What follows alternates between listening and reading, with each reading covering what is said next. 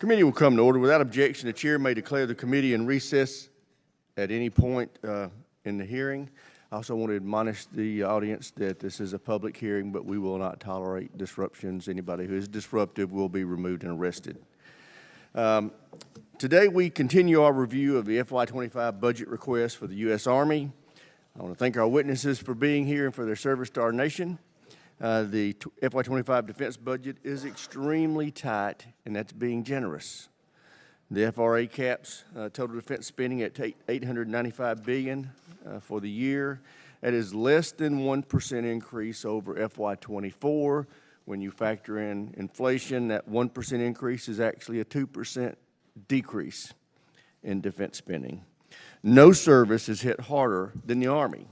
The Army continues to be the Pentagon's bill payer. The President's budget cuts operations and maintenance, putting readiness of the force at risk. It cuts Army research and development, including a 39% reduction in early-stage research and development projects that are critical to Army modernization efforts.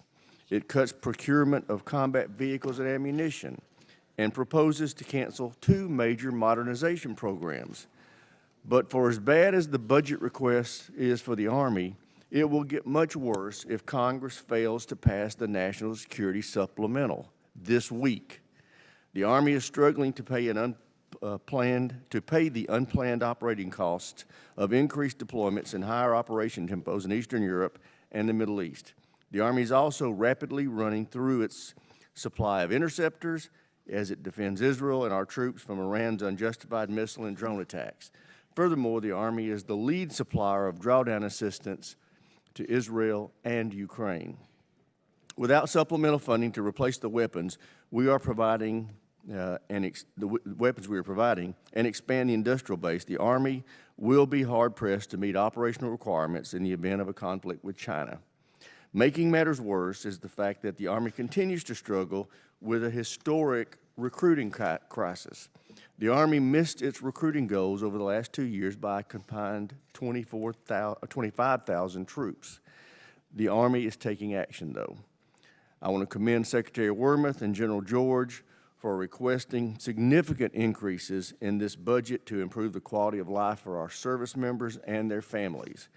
This includes increased funding to build new and modernize the existing barracks. It also includes increases for programs to expand access to child care. These requests are tracked closely with the recommendations of our Quality of Life panel. The panel's recommendations will form the foundation of the FY25 NDAA. If we're going to deter China, we need to recruit and retain the best and brightest. Addressing the quality of life issues our soldiers face will help do just that. I look forward to working with my colleagues to enact these priorities, and with that, I yield to my friend and the ranking member for any opening statement he may have. Thank you, Mr. Chairman. I appreciate your opening comments. I too want to thank our witnesses, Secretary Wormuth and General George, for being here today and for their work on so many important issues within the Army. I just want to start with one point that the chairman made about the importance of passing the supplemental. I think it is enormously important for a number of different reasons, but certainly Ukraine is at the top of that list. I know members of this committee understand, I don't know if the public more broadly does, just how close to the edge Ukraine is right now. But crucially, if they were to get more weapons, they could successfully defend their country. They have proven that over the course of the 2+ years of this war. Absent that, you will see Russia in Kyiv in the not-too-distant future. We need to get that support to Ukraine now. We've already waited weeks too long. And I do also want to go on record as being deeply concerned about the convoluted process that the Speaker announced yesterday for trying to get that help to Ukraine. Now, it is certainly true that we don't always just have to take whatever the Senate does. The House should come up with its own idea. But we've had 7 months to do that and have not done that. So at this point, coming up with the twisted process that was announced yesterday will only further delay. Best case scenario, if they pull this together, maybe 2 months from now, we're able to figure this out. Once it goes back to the Senate with all of these additional provisions to it that the Senate has to sort its way through, that is basically boiling Ukraine to death slowly. We have an option. And that option is to pass the bill that the Senate passed 2 months ago, which would go directly to the president, would be signed, and the weapons would be flowing to Ukraine literally within days.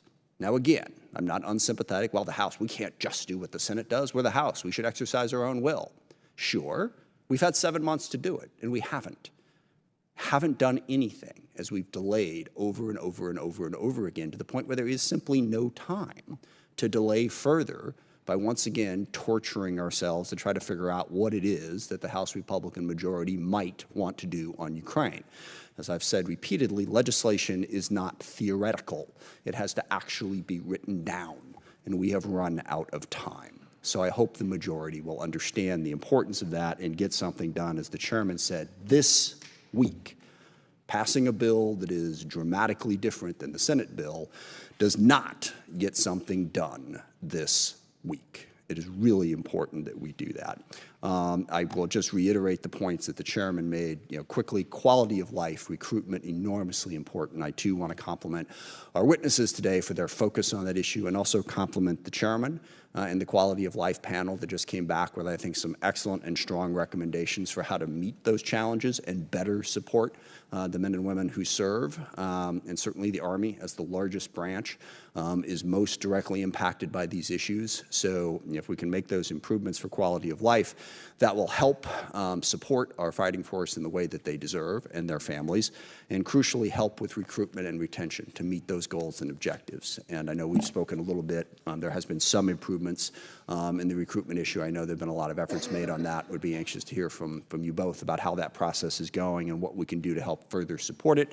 And lastly, modernization. The Army, I think, was one of the earliest to sort of see the future with what you did under, I believe, Secretary Esper started the night court process to go through and where are we spending our money? What makes sense, what doesn't? How can we modernize? The Army Futures Campaign was a very forward-thinking move by the Army that I think has helped. But the goal is clear. We have to field the best, most innovative equipment as quickly and as effectively as possible. What has been seen on the battlefield in Ukraine is how rapidly changing it all is, and how it is crucial to have those new innovative technologies to meet the threats and challenges that you face. So again, I thank our witnesses. I thank the chairman. With that, I yield back. I look forward to the testimony. Thank the ranking member. Now I'd like to introduce our witnesses. The Honorable Christine Wormuth is the Secretary of the Army. General Randy George is the Chief of Staff of the Army. Welcome to our witnesses. Secretary Wormuth, we'll start with you. You're recognized for 5 minutes. Thank you, Chairman Rogers, Ranking Member Smith, and distinguished members of the committee. Thank you so much for your continued support of our soldiers, our Army civilians, and their families. General George and I appear before you today at a moment of profound transformation for the United States Army. We're transforming our capabilities, our force structure, and our recruiting enterprise to ensure the Army is ready and able to defeat evolving threats, keep pace with technology, and attract the best talent so that we remain the world's best land fighting force. As we pursue this transformation, we are also taking care of our people, ensuring that soldiers and families have the quality of life they deserve to sustain our readiness now and in the future. This is my 4th year before this committee, and like last year, the Army's FY25 budget request continues to support the most ambitious modernization effort the Army has pursued in 40 years. We are making significant progress in transforming our capabilities by staying consistent in our modernization goals. Secretary, would you suspend? I'm going to ask the individuals behind you with their hands raised to cease, and if you don't cease, you're going to be removed. You're not going to disrupt this hearing. Now, are you going to take your hands down, or do you want to leave? If they go back up, you're to be removed. Officers, just remove them. Just remove them. I couldn't hear what she was saying. War is only solved with negotiation.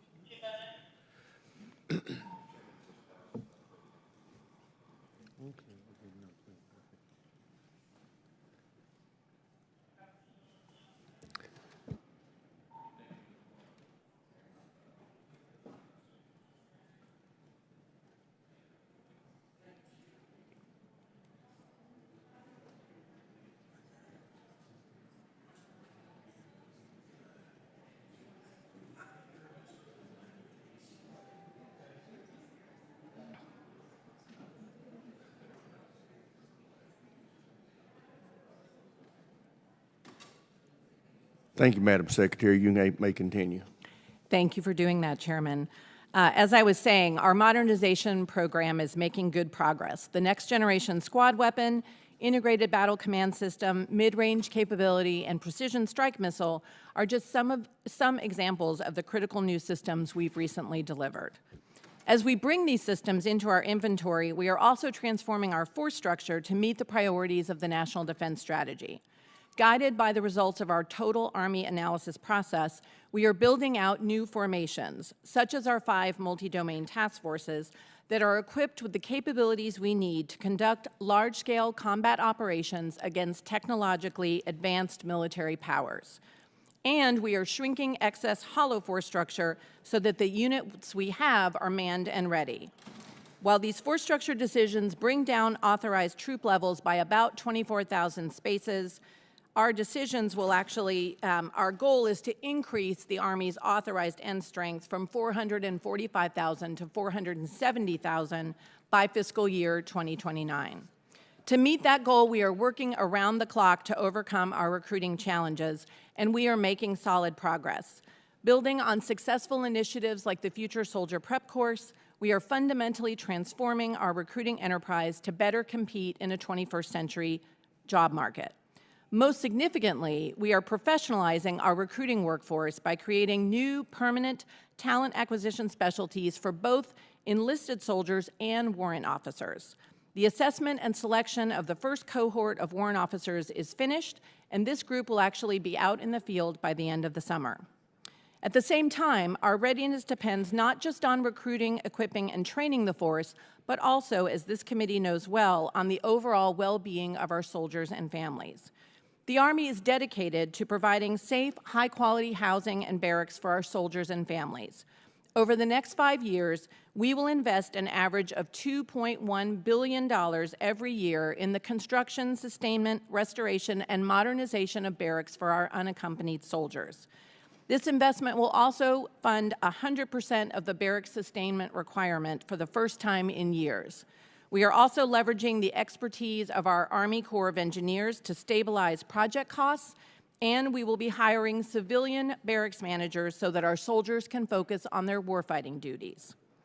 Physically and emotionally healthy soldiers are more resilient, higher performing, and less likely to engage in harmful behaviors. To build resilient soldiers, we are expanding health and holistic fitness programs to 71 of our active component brigades. We're investing in financial counseling services to ensure our soldiers know how to manage their money, and we're encouraging programs in our divisions that focus on soldier well-being. From a soldier's first day in the Army, we are focused on building cohesive teams, proactively working to reduce harmful behaviors and build positive climates in our formations. Even as we transform, and we must because it is a very dangerous world, we are continuing to provide combatant commands with trained and ready formations. This year's budget includes $1.5 billion for activities tied to the Pacific Deterrence Initiative, and we've asked for $460 million for Operation Pathways, our series of exercises that aims to strengthen deterrence and build interoperability with our partners in the Indo-Pacific. In Europe, our troops are demonstrating our commitment to deterring Russian aggression.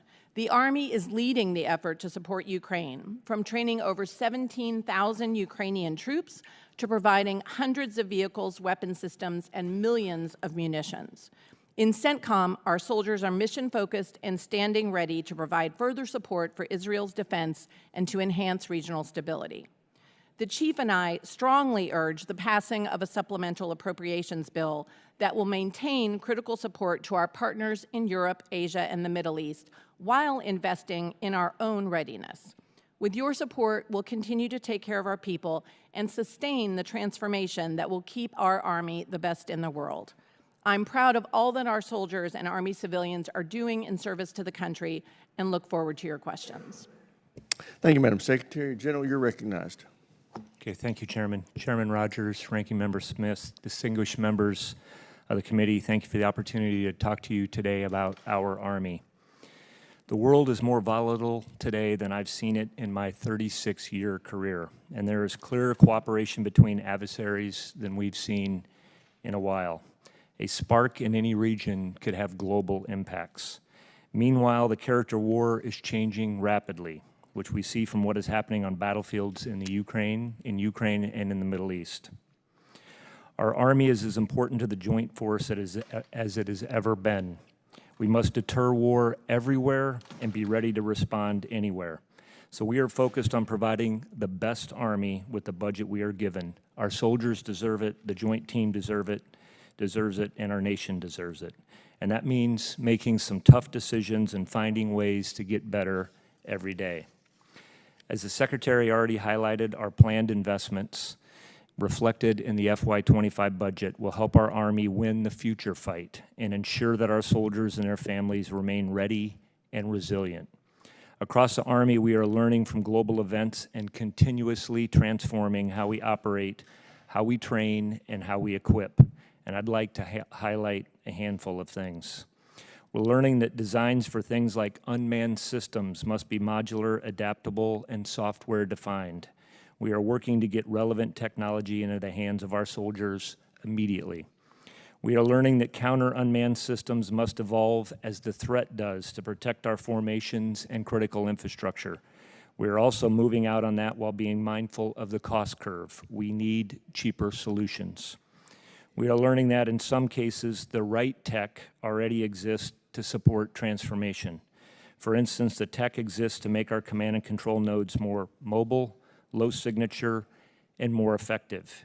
And we are fixing our network.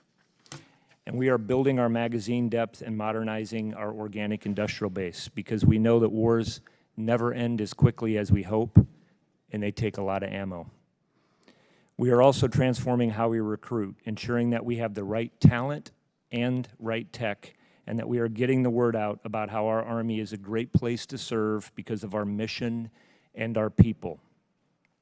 Finally, we are also looking at where we need to reimagine our processes and where we can afford to stop doing things that don't support our warfighting mission or building cohesive teams. I'm proud of what our soldiers are doing around the world to help defend our country. Thank you for your support, and I look forward to your questions. Thank the General. And I would like to make an announcement. For members here, please use the ante-room for your entering and leaving the chamber.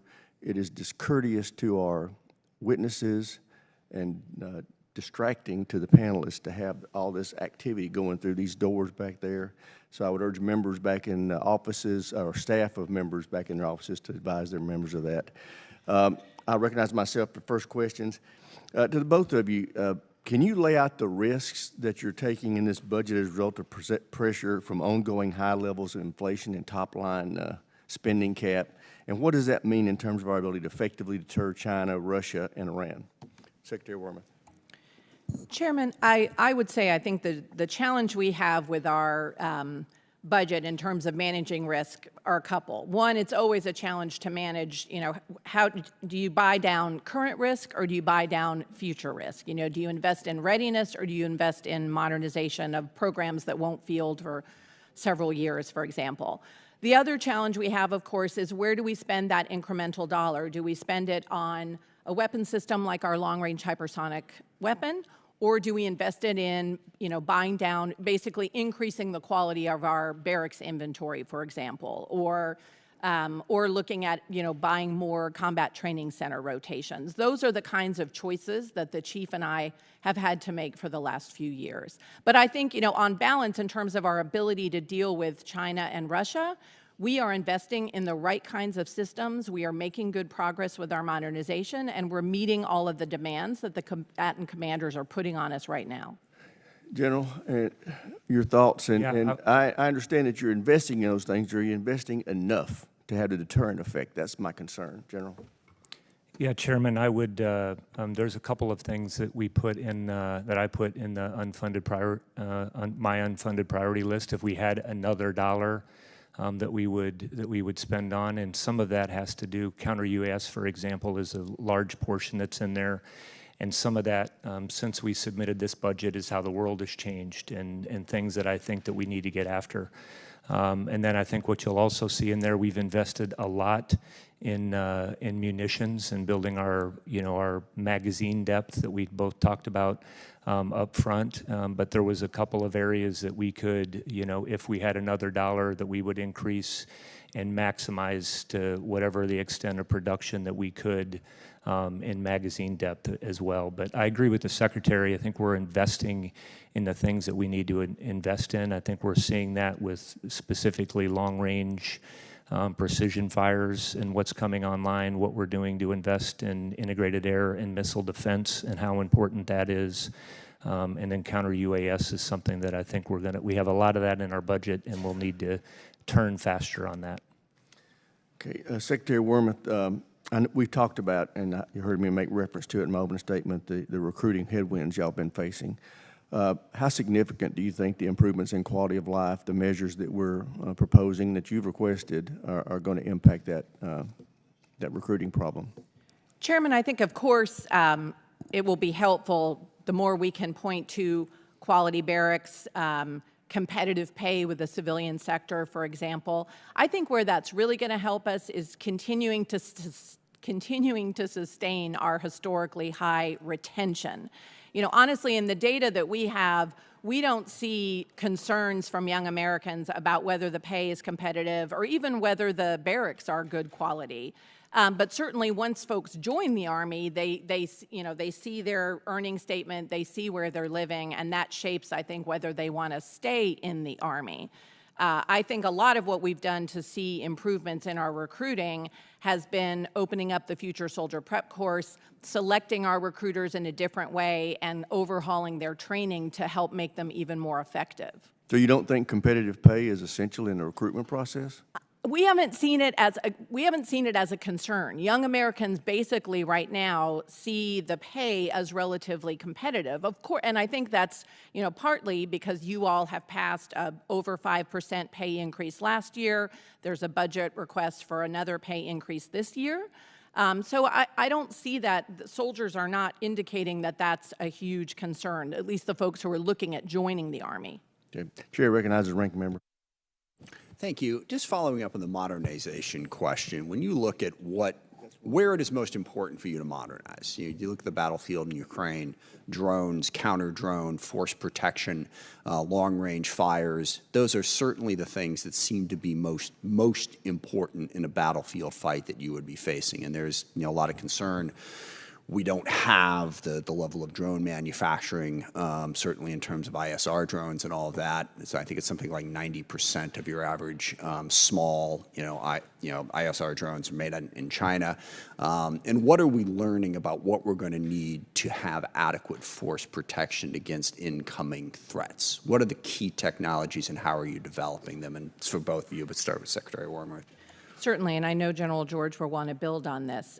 Well, we are making significant investments in integrated air and missile defenses. So this budget has over $2 billion for systems like maneuverable SHORAD, which will go along with our infantry forces to provide them protection against things like drones. We have directed energy. We have a directed energy version of that, Congressman Smith, that's currently in CENTCOM.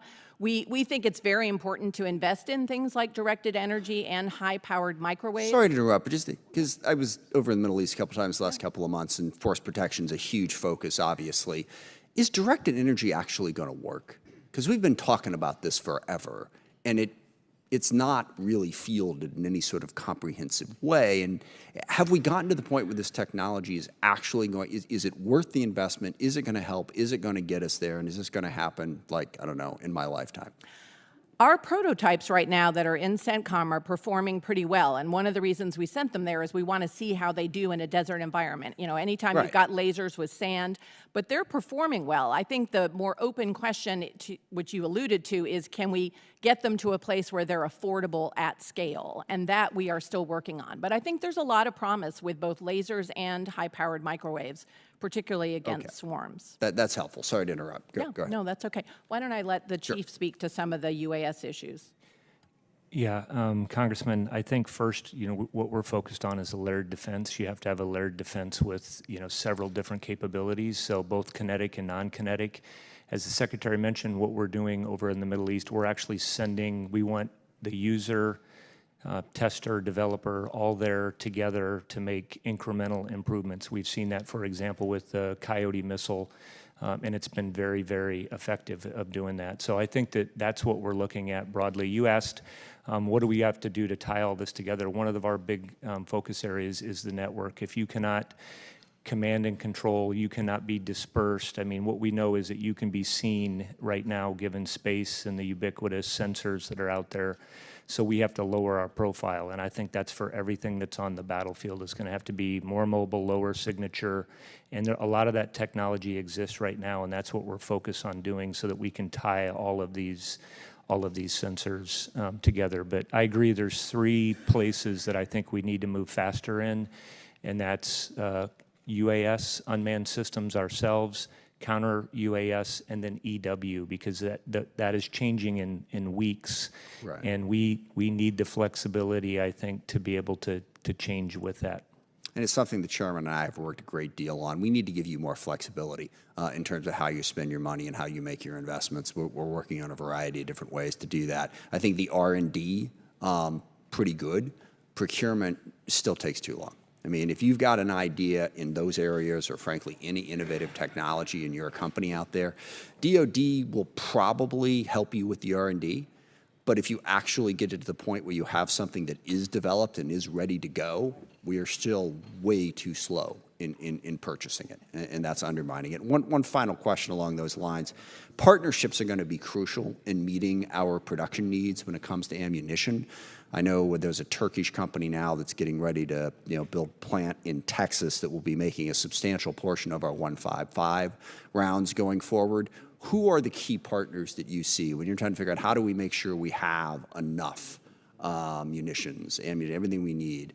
Who are you thinking about partnering with globally, like we've done with Turkey and some other examples out there? Congressman Smith, I would point to a couple of examples. We have entered into an agreement with Australia. They are going to be producing GMLRS, for example, in Australia, and they hope, and we hope, that will expand to the precision strike missile. So that's a great example. We are also actually co-producing strikers with India. So I think the more that we can find some of our allies and partners who want to have those kinds of arrangements, the better, particularly when they are actually in the theater, because that allows us, obviously, to produce munitions in theater and not have to bring them all the way from the United States to a conflict. Yeah, no, I think that's absolutely crucial. I mean, we have a lot of partners out there who want to work with us, who have incredible production capacity. We're going to have to work with them to meet our needs going forward. With that, I yield back. Thank you, Mr. Chairman. Chairman, I recognize the gentleman from South Carolina, Mr. Wilson. Thank you very much, Mr. Chairman, and thank both of you for service. As a 31-year veteran myself, and I had 3 sons serving in the Army, 1 year in Iraq, field artillery, another signal in Egypt, and my youngest, a year in Afghanistan. So Army service is very, very important to me. And that's why what we're into is so incredible. We need your leadership now more than ever. Today, the Army is engaged in multiple fronts across the globe. We find ourselves in a war we did not choose, of dictators with rule of gun invading democracies with rule of law. This, of course, began with war criminal Putin invading Ukraine on February 24, 2022, and then Iran puppets invading Israel on October 7th, with the Chinese Communist Party threatening Taiwan. We need peace through strength, protecting the border of Ukraine, Israel, Taiwan, and America. And sadly, with the Biden open borders, we have so many terrorists coming across into our country. What a risk of this coming in, and of 9/11 attacks across the United States. And we understand that attacks could be imminent, as the FBI has over and over again warned. It's vital that we maintain an Army able to rein in and project ready forces to defend our Constitution, our interest, and our foreign allies and partners. Secretary Wormuth, this weekend, we witnessed hundreds of drones and missiles by the regime in Tehran and its puppets against the people of Israel. I was grateful that despite the size of the attacks, Israel was able, with the United States, UK, France, our allies, to stop and defeat the threat. But this reinforces ready now U.S. military. Secretary, wouldn't a supplemental provide for the production of critical munitions and benefit our nation in building a robust defense industrial base? Yes, Congressman, it would actually. The passage of a supplemental would be crucial for the Army in a number of ways, but one of those ways is certainly allowing us to continue to strengthen our industrial base. For example, you've heard us talk a lot about our goal of getting to 100,000 rounds of 155 a month. If the supplemental does not pass, we will not be able to reach those production levels, and that's just one example. And I would also highlight that those munitions are made in American factories with American workers so that they benefit people right here in the United States. And that point just has got to be restated over and over, so thank you very much. And General Wormuth, we continue to see the downsizing of the military with the Army's fiscal year 25 in-strength request well below what is authorized in strength for the fiscal year 2024. I am grateful to represent the U.S. Army Training Command at Fort Jackson, South Carolina, where we have a great commander with Major General Jason Kelly, and he's done so much working with the TRADOC Commanding General, General Gary Brito, on running the Army's Future Soldier Prep Course. This Future Soldier Prep Course has been so successful, the Army is already expanding the program. With the success of this program, do you think it's instrumental in increasing recruitment, and should other services establish and maintain a similar program? Congressman, we're really proud of the work that's going on down at Fort Jackson with the Future Soldier Prep Course. We've had more than 18,000 new soldiers that have come through there, and as you mentioned, we've expanded that to Fort Moore. What's important for us is that we are taking people out there and we're bringing them up to our standards, both academically and physically, and so we think that that's critical. So I'll leave it to the other services. I think the Navy is doing something similar, but we're looking in the Army at this holistic at recruiting, and we have found this to be very helpful. Well, it's an excellent program. Additionally, General, we can learn from what's going on. War criminal Putin is conducting trench warfare. We thought that was over with.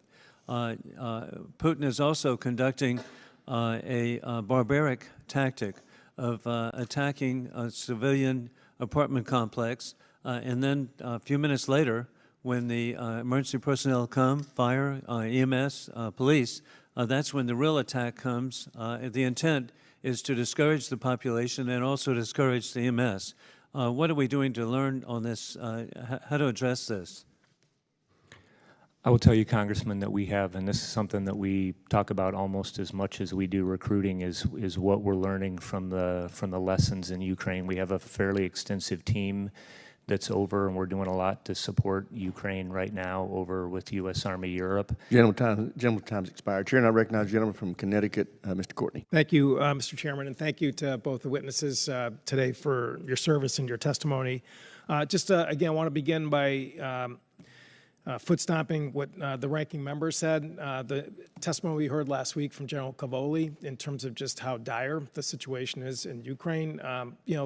We do not have time for the gymnastics of a bifurcated, fragmented legislative package. We have a bill that passed 70 to 29 on February 13th, sitting in the clerk's desk, and all it takes is, frankly, just getting it to the floor for a vote and letting it work its will, which I believe will pass the measure and get it to the president's desk. We heard from Transcom at our subcommittee the other day. I mean, we know that our planes are ready, our ships are ready to get the help there. So it really, the House is the bottleneck right now, and we've just got to move in terms of solving this problem. Also, just to comment really quickly on the quality of life measures. Again, I represent a district with the largest military installation in New England, the Groton Sub Base. We have E4s and less, who basically, if they have kids, rely on food assistance in terms of SNAP to put food on the table. So I want to applaud Mr. Bacon and Congresswoman Houlihan for their great work in terms of this package. The Navy was off by 7,000 in terms of their recruitment last year, and to me, it just is kind of blindingly obvious that we need to boost the package to attract more people. Secretary Wormuth, recently the Army's aviation rebalancing announcement on February 8th terminated the FARA program. We've had good briefings, from your team to sort of walk through folks, particularly from Connecticut, in terms of the thinking behind that. Again, looking at the FY25 budget, it's clear that the Army has restored procurement for 24 aircraft in terms of the Black Hawk program that's there, and obviously sends a strong signal that the Army is committed to that program. If Congress were to provide multi-year authority, early in terms of that program, could you execute that authority to, again, just further sort of solidify the industrial base? Congressman, it's certainly our plan to use multi-year authority for that contract when the current contract expires, which is, I think, a couple years from now, if I'm not mistaken. But we're prepared to sit down with Lockheed and Sikorsky and negotiate that follow-on contract in the relatively near future. Well, I appreciate that. I mean, again, clearly, I think there's a pretty solid consensus that this is the path forward. Our foreign allies are also chiming in terms of their orders into that program. The benefits of early authority in terms of just price and as I said, stability is, in my opinion, very attractive, and hopefully we can continue to work with you and your office to try and achieve that goal. And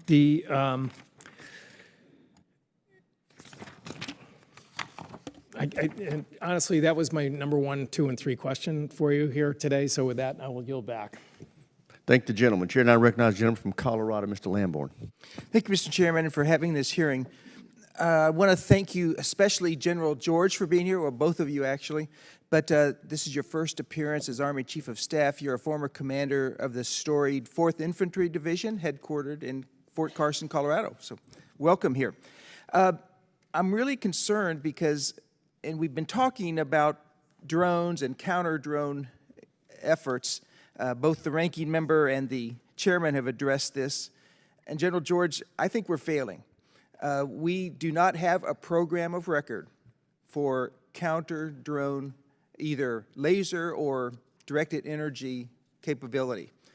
We have no program of record. We're doing some research and development. We've been researching and developing for a long time, but we have no program of record. We're not producing any kind of meaningful capability to put out in the field. When are we going to come to actually having this operational? Congressman, we do have air defense equipment that is coming online that we have right now. And as I mentioned earlier, I think this is going to be a layered approach.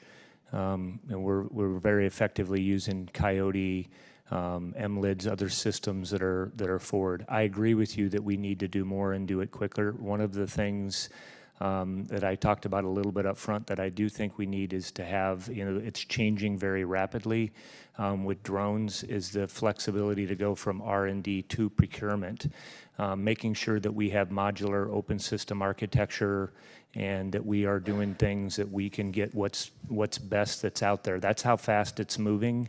Right now, it's changing really quickly. A drone that works now with the EW situation changing, we need to rapidly advance with that. Well, I have to agree. There was a marvelous effort over the weekend to help Israel shoot down the drones and ballistic missiles and everything else from Iran. The only problem with all that is that we had to use very expensive munitions to do so because we don't have the lower cost lasers and high energy capabilities fully deployed yet. That's my concern, is the cost effectiveness of it all.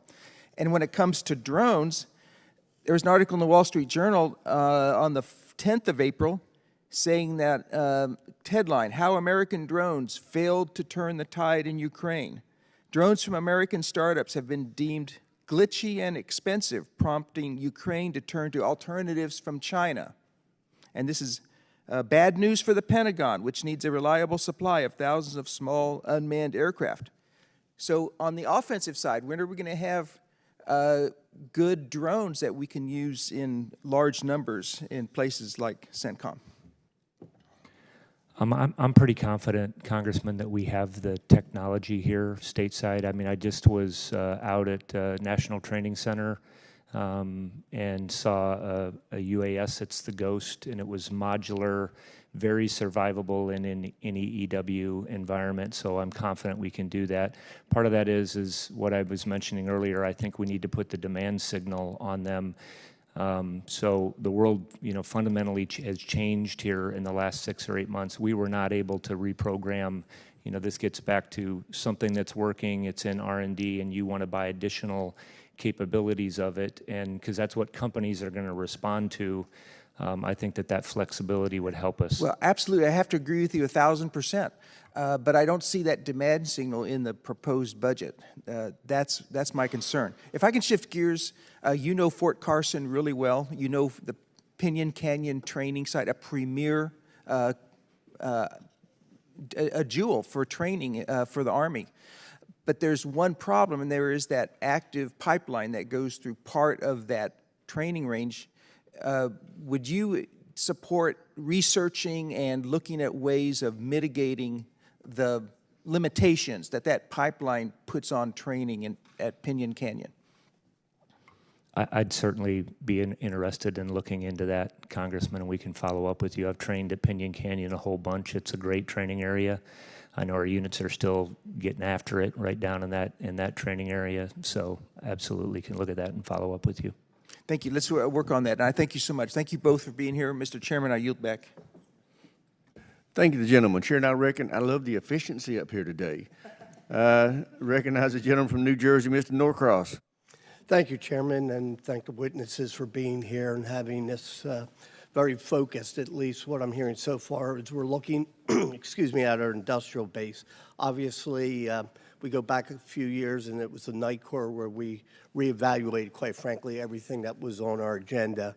And the idea that is a living document that you've made adjustments, I think, work extremely well in what you started there. We started probably 4.5 years ago building up the munitions industrial base because of the condition it was in. Quite frankly, if you went 4 years ago, you would think you're dropping back in time to the Second World War on some of the different facilities that we have. But the fact of the matter, and I heard the ranking member talk about the facility we're building down in Texas for the 155s, along with some Turkish partners. Secretary Wormuth, if you were to take a look back at how the Army is managing this industrial base, what items, I mean, we've expanded many of them, what still causes you concern in our industrial base? And let me ask that question in lieu of the supplemental, which everything we did to get ready, unless the supplemental comes through, just sits there and wait. Could you touch base on where you see we've been and what the future is looking like? Certainly, Congressman. I think one of the, if there is a silver lining to the terrible invasion into Ukraine, it's been that it allowed us to sort of drop the scales from our eyes about the fragility of our industrial base. And I think, thanks to a lot of the resources that you all have provided here on Capitol Hill, we've been able to invest both in the Army's own organic industrial base, places like Scranton, Holston, Radford, as well as work with our partners in industry to see them invest in their industrial base so that we can create more munitions. I think the two pieces, separate from the supplemental, which we very much need to be able to realize some of what we've done with the industrial base, two things I think we still need to work on. One is working with our partners in industry to help them to continue to identify where do they have difficulties sourcing particular components or materials for things like explosives and propellants. And then the other place that's been very helpful is multi-year authority. You all gave us multi-year authority for GMLRS, for example, for the PAC-3 MSE. Being able to send that consistent demand signal to our partners as industry is very, very healthy. Or it's helpful. They're more willing to lean forward if they see that consistent demand. So thank you. And the idea of a long lead item, and I heard some comments earlier about our recruitment goals. This is not unique to the Army or any of our services. getting that next generation of worker to go out and want to work with their hands is something that's going on across. And in particular, the longest lead item is the human capital. The ability that young man or woman coming out of high school to go to work, whether it's to serve their nation in a uniform or to go to work in one of our industrial factories, and how important that is. Incredibly important. Let me just, assuming we get the supplemental in the time frame we need, we are ramping up significantly across this country and, quite frankly, in some of our partnering nations. What happens when it ends? How are we going to manage, because this goes to the demand signal that we're talking about, these ebbs and flows that we go on. How are you going to mitigate some of the drop-off when that happens? Well, again, Congressman, I would say a couple of things. One, multi-year authority creates more of a consistent demand signal, and I think that's something that will help us with industry. We also have been re-looking our own total minimum requirements for all of these kinds of munitions. Again, I think there's a realization now that in a protracted conflict, there are going to be huge demands for munitions. So we ourselves are in the process of looking at, do we actually need to be buying more than we have the last few years going forward in the future? And I think that's something we'll have to look at carefully. Hey, Congressman, could I just add one thing to that? Part of what we're trying to do also is modernize. So if you modernize, I give you an example down at Radford or the Iowa ammunition plant. If you modernize, you have the same workforce, but you can expand your output. And I think that that's the big point, I think, of modernizing our plants that we have. And I think the other thing that we have to look at potentially is, should we stockpile hard-to-get things? Gentleman's time's expired. Chair now recognizes a gentleman from Virginia, Mr. Whitman. Thank you, Mr. Chairman. I'd like to thank our witnesses for joining us. General George, I want to begin with you. We've seen the proliferation of drones by Russia in Ukraine. We see that they're using commercial versions of drones to pretty good effect. ISR, pretty rudimentary loitering munitions, but effective in that realm. We see, too, our efforts. Obviously, you talk about the technology side, that's fine.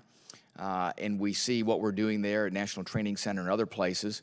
The question is of scale. We see scale happening in Ukraine as we speak, but we also see some threats here at home.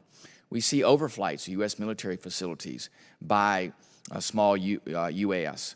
We also see that our ability to do counter-UAS is limited, especially when it comes to scale. Again, this whole issue with expendables is all about scale. I don't question that we don't have the technology. We have the technology. The question is when are we going to scale it? When is it going to be operationally effective? When is it going to be a deterrent? When are we going to be able to use it in ways that really have an impact on these building threats? That is the key. And I want to get your perspective. How are we going to do that? How are we going to deal with several things? Domestically, overflights. How are we going to deal with counter-UAS? As we have canceled the FARA program, to me, the focus needs to be on SUAS and counter-UAS. Let me get your perspective. Yeah, Congressman, I share your concern on this, and the Army is leading. We have the Joint Counter-UAS Office that we're the executive authority for the Department of Defense, and we spend a lot of time on this. And I think we have to get to your point. Again, this is non-kinetic and kinetic, but stateside, it's non-kinetic. Yeah. That we have to get after. And I think that some of this is authorities and permissions that we're working through, obviously with other interagency and what you have with airlines, FAA, and all of that. I think what's going to help us, again, is I think we have to go, the environment's changing really quick. I think to get scale, we have to build things that are open system architecture that can plug and play with all of our systems that go into all of our radars and all of our sensors. And then we buy the best thing that's out there on the market and continuing to do that. And that's kind of where I think our point is on flexible funding. If you could go from R&D, you got systems that were working, you could buy it very quickly. And I think that's in UAS, counter-UAS, and EW systems. I think we're going to have to be on a faster schedule. Listen, I agree. We have to operate at the speed of relevance. We send the demand signal. I think the technology is there. The key is we have to take some risk. There's not going to be the 100% solution that's going to happen immediately. We want the 80% solution that can be delivered next week, next month. That, I think, is the key. Secretary Wormuth, let me ask you, another element, logistics in the Indo-Pacific, key. Army, in order to get around, needs watercraft. As we know, the Army's gone through a period of time where now watercraft's back in the game. Fort Eustis, Virginia, the logistics center, being able to move and put that temporary facility there going into Gaza. It brings to light the key for logistics in Army watercraft. The Army, unfortunately, through the years has been divesting in watercraft. Now you look at testing and Project Convergence with the Navy and Marine Corps figuring out, hey, what should the future hold? Give me your perspective. It seems like we are on a roller coaster here. You know, we sell watercraft, and now we're going to get back in the business of buying watercraft. What's the Army's vision for the logistical need, especially in the Pacific, for Army watercraft? Listen, our sailors are great, and our soldiers are great, but until they can walk on water, we got to put them in watercraft. Thank you, Congressman. I will say I was a little surprised when I came in as Secretary of the Army to see the extent to which the Army had divested its watercraft because the distances in Indo-Pacific are obviously considerable. So we are trying to reinvest in watercraft. You know, we're going to have a composite watercraft company in Japan very soon. We are looking at, frankly, trying to find ways to build up our watercraft capability maybe in a way that's a little bit more cost affordable. So I think we're going to be looking at leasing and some other options, but we are making a significant investment in watercraft. You know, another part of contested logistics is obviously pre-positioned equipment. We've got to be working on that. And we've got to be continuing to work with our allies and partners in the region to gain greater access and basing opportunities, which is also really important. Yeah. One key measure in SUAS, counter-UAS, Army watercraft, the speed of relevance matters. Thank you, Mr. Chairman. I yield back. Thank the gentleman. Chair, and I recognize the gentlelady from Pennsylvania, Ms. Houlihan.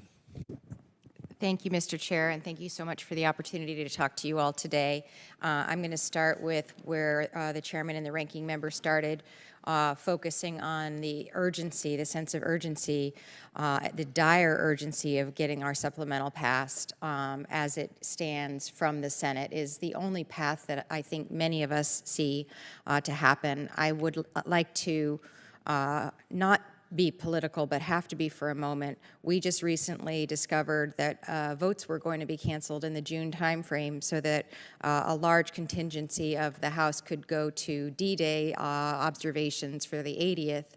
And there seems to be a lack of understanding of the irony of us piling into aircraft to go overseas to honor and observe the 80th of D-Day without understanding the history that went behind that and the fact that the United States remained largely isolated for a very long period of time, arguably way too long, and then we ended up in a global war, a world war. And I worry that we're heading towards a World War III if we don't do the right thing by voting for the supplemental and voting for it now. It has been now, I think, since October that we've had the opportunity to do something, do the right thing, and we haven't done that. And speaking to World War III, I do not want to see our men and women in uniform engaged in any way, shape, or form in any sort of conflict on any soil. But we do have to face that. You all said that in your testimony, that this is one of the scariest times in your careers in terms of what's going on around the world. And so we need to think about our readiness. We need to think about the men and women who are in uniform. And so that's why the work, I think, of the Quality of Life panel has been quite essential, so that we're preparing for the fact that we want to make sure that we have the best military in the world, which I believe that we do. So my first question to you would be to talk a little bit about the Quality of Life panel. There were 5 categories: member pay, spouse employment, child care, housing, and health care. I would love to know from each of you which of those resonates most, do you think, with you? Well, Congresswoman, I think they're all pretty darn important, you know, and I want to first thank the Quality of Life panel for the work that you all have done. And I think a lot of what we've tried to put in our budget is consistent with the recommendations that you all made. You know, we have a very significant investment in barracks. I think that is absolutely critical. They're just too many instances that I've seen myself where I've gone and seen barracks that just are not acceptable. So that's key. I think we do want to continue to look at making sure that our soldiers are being compensated competitively with their civilian counterparts. Healthcare and childcare is really important. We have, frankly, I think keeping families in the Army, childcare is really important.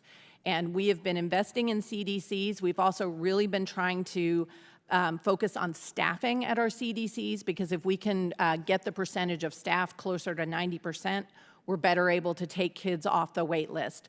That's a challenge in a lot of different places, but we're very focused on that. We're giving recruiting bonuses to our child care workers, retention bonuses.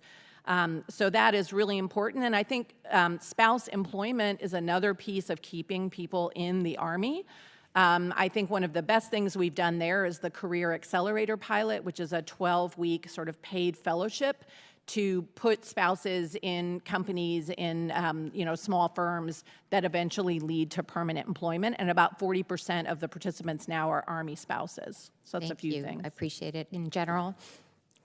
Yeah, I'll just comment. I mean, there's, Congresswoman, there's always been 5 buckets when I've been a commander. And 4 of them are on there. The other one I would add that's always important to family is schools, where you're going to go to school in the local area. And for us, I think it depends. The approach that we're trying to take is that every location is a little bit different. I was just up at Joint Base Lewis McChord up in Washington and Tacoma, Washington. Housing and CDCs were the two, the challenge right there. And they're everybody's struggling to hire workers on and off base. And I think that that's going to be our challenge, is that we're going to need the flexibility to get after solutions locally, because everywhere is a little bit different. Housing is also a problem there. In other areas, it may be, spouse employment or schools. And that's the kind of the approach that we're trying to take with these. I absolutely look forward to working with you guys and with the committee on the next NDAA on these really essential issues. And I agree with you, having grown up in the military as a military child, your school really mattered. Every year moving a different school and a different set of rules, it definitely affects the family. Thank you, and I yield back. Gentlelady yields back. The chair now recognizes the gentleman from Georgia, Mr. Scott. Thank you, Mr. Chairman. I too hope that we get to have a vote this week on Ukraine aid and Israel aid and Taiwan aid. I will say I personally think the Speaker is doing the right thing to separate them. I think they're 3 separate issues, and whether we roll them back together at the end of it or not is a leadership decision. But there are people in my party that will vote to support Israel, that will not vote to support Ukraine. I think they've made that very clear publicly. And I think there are people on the Democratic side that will vote to support Ukraine that will not vote to support Israel. And so I think that every member should have the ability to vote their convictions on each of those. And more importantly than that, in our democracy, I think the citizens should have the right to see how their members vote as we go into this election cycle. General George, you've been in the military a long time, and I'm going to quote a historian, an Army historian, Vail Motter, from Oil and War. No matter how well fed, equipped, and officered, without oil and gasoline, the modern Army is a hopeless monster, mired and marked for destruction. Was he correct in those comments?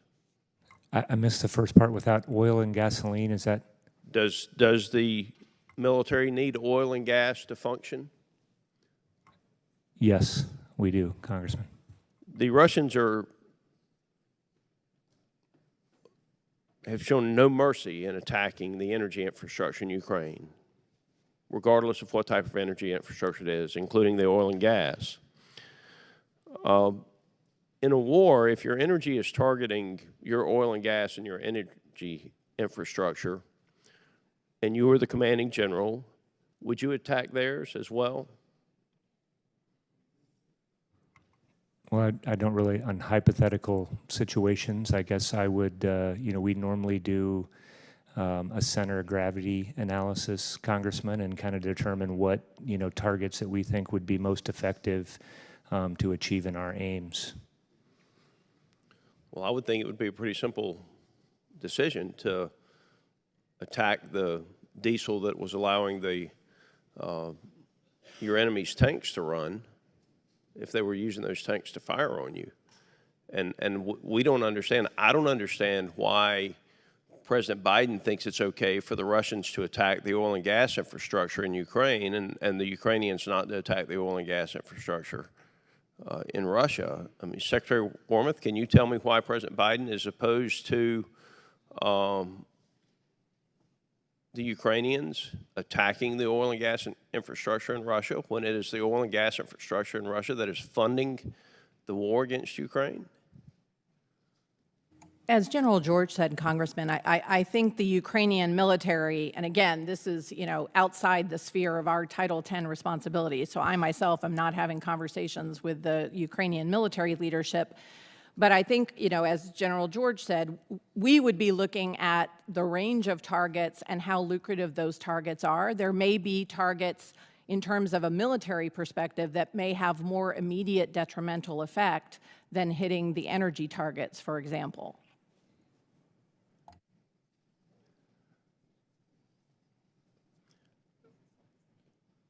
You know good and damn well in a war, when someone's firing at you, you fire back at them. That's all there is to it. You can't let them attack your oil and gas infrastructure and your energy supply and you not attack theirs. Even if they're not attacking yours, if you want to win, you're going to attack theirs. That's just all there is to it. I would only add, Congressman, that given the relative scarcity of munitions that the Ukrainians have at this point, in part because they're waiting for us to pass the supplemental. Madam Secretary, with all due respect, the reasons the Russians have as many weapons as they have is because Joe Biden did not enforce the sanctions against Russia. And Putin took all of that money from his growing economy and he put it into weapons manufacturing. If Joe Biden had enforced the sanctions against the Russians, Putin would not have the weapons that he has, and he would not have been able to rebuild the military that he has. I hope we get the supplemental done. I hope we get the supplemental done. But the White House has not done their job in helping to win this war. I yield. Chair, I recognize the gentleman from Massachusetts, Mr. Moulton.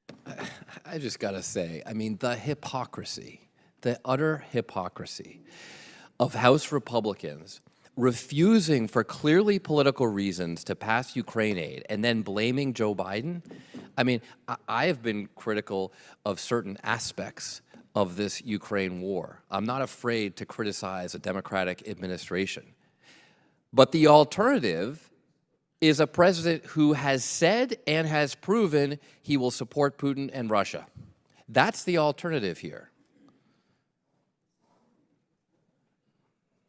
It's amazing. To focus for a second on China, General George, can you just articulate to me what the Army's strategy is in the Pacific? The Marine Corps has laid out a very clear strategy for how the Marine Corps will be used to deter and counter a Chinese aggression in the Pacific. What is the Army's role? Congressman, thanks for the question. First, we're a global Army, and we're very busy around the world. One of the things that we have not done as busy as we've been, we have been very focused in our forces out in the Pacific. And what I always say is that there's no such thing as an air or maritime theater. It's a joint theater, and I think the Army plays a huge role over there. So I'll run down and give you some of the examples. I think we've seen just how effective and hard to target land-based long-range precision fires are. We're continuing to add those, and right now we have the medium-range capability that's actually out and exercising with our partners out in the Indo-Pacific. I think that we bring integrated air and missile defense to the joint force and to our partners and assisting with that. I think the Army plays a huge role in contested logistics. The question came up earlier before, so it's pre-positioned stocks and what we're going to do. Those are going to be joint missions that are over there. So I think we have a big role, and I'd end with command and control, because I think that that's something that we have exercise on a daily basis around the world in large-scale operations. And I know you're ready to go to war today if that's necessary, but are we where we need to be for the China fight in the Pacific, or do we have more work to do? How we're looking at this is I think we got to get better every day, and I mean that's what we're tasking everybody to do. I think we need to grow ADA forces is one as an example that I think, and we talked about getting, recruiting more and growing that capability. But I think we're on a great path forward with the capabilities that we have, and now it's just expanding those capabilities. Yeah, so that's exactly my concern. You've hit the nail on the head, General. The capabilities that we have. A lot of your modernization efforts seem to be on modernizing existing capabilities, and yet in the war in Ukraine, we've seen how $5,000 drones can very easily take out $5 million tanks. Now, the Marine Corps has a much more aggressive modernization program where they're just saying, we got to move on. We make some tough divestitures, not saying that you can't find some use for a tank, but the Marine Corps has said, we're going to get rid of tanks. We're going to invest in long-range rockets and missiles. We're going to do things to fundamentally change the nature and constitution of Marine rifle units at the lowest level to make them more lethal and effective in today's world. Why is the Army pursuing an incremental modernization strategy rather than a revolutionary strategy? I actually don't think that we are, and I will tell you first, Congressman, is that we're still going to need tanks, we're still going to need artillery, and the Army is still going to be, our country is still going to require that for us. So how are you going to use artillery? We can't. General, how are you going to use artillery? I'm talking around the world, and we are going to need that capability in other places, but we are. Are you divesting of any of it? We are making adjustments. We're buying additional long-range fires. We're taking a look at our whole fires portfolio. I'm almost out of time, but Secretary, do you think the Army modernization schedule is fast enough? Congressman, we always want to be faster. I think General George and I are very focused on figuring out how can we go faster. But here's how you can go faster: get rid of old stuff you don't need or is not as relevant today. We are doing that. We are doing that, Congressman. We've taken some tough criticism for this, but as a result, they're really modernizing their force at a pace that can at least have a chance of keeping up with China's modernization efforts. And I just worry that the Army is hanging on too much to old gear. Well, we just decided not to pursue the future aerial reconnaissance aircraft. We also have stopped operating Shadow and Raven. So I would give those as examples of things that we've divested pretty recently. Gentleman's time so that we can move Chair, now forward. recognize the gentleman from Nebraska, Mr. Bacon. Thank you both for being here. There you go. I know it's hard to find who's speaking. I want to talk about the suicide rates you've been hearing about with the armor units. We hear they're significantly higher than the other specialties. Some thoughts are it's because of the high ops tempo and the rotating deployments to Poland. What is your assessment of why the suicide rates are significantly higher for armor personnel? Congressman, we are looking into that because we want to better understand it. Our data shows actually that the suicide rates are higher actually in our Stryker units. They're higher generally in Stryker, armored, and light infantry. So it's not just the armor folks, and I'm not even sure that the armored units are having the highest rates, but we want to understand what's happening there. I do worry about the op tempo for those units. And one of the things that we are going to do and are already doing for a number of reasons, but to include trying to make sure we're reducing pressure on those soldiers, is lengthening the windows in rearm. We had said that basically they would have 8 months to deploy, 8 months to come back and do modernization. And we found that in reality, they just can't move that fast. So we're going to lengthen those windows to give them more time. But we're going to look further into that because we obviously want to prevent suicides everywhere we possibly can. You're right. I have just one source, so maybe that data isn't right, but it was concerning to read. It's absolutely concerning, and and we share that, and I'd be happy to follow up with you and have our folks talk in more about the data that we have. Is there any thought about permanent basing in Poland? I think, there are pros and cons associated with permanent basing. It's going to be overseas military construction. We would want to build schools and the kinds of amenities that our families would need. Certainly that would have some benefits in terms of operational tempo, and I think the Poles, I'm sure, would be very interested in hosting us in a permanent way. But I think, we'll continue to look at those kinds of issues as we look at force posture in Europe going forward. Okay, can I mention just one thing, Congressman? Yes, sir. The other thing we've done is made an adjustment on this. For example, we had an ABCT that was rotating to Korea. It's now a Stryker unit that's doing that.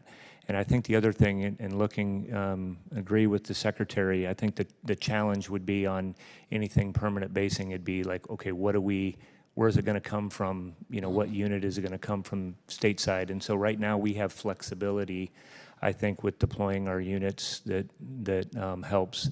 And there's probably other things that we need to grow right now if we're going to grow a new unit, like air defense artillery or counter UAS batteries or some of those other capabilities. Thank you. Turning to barracks, I appreciate your plan for increasing your spending and trying to repair the damage that's been done over the last decade.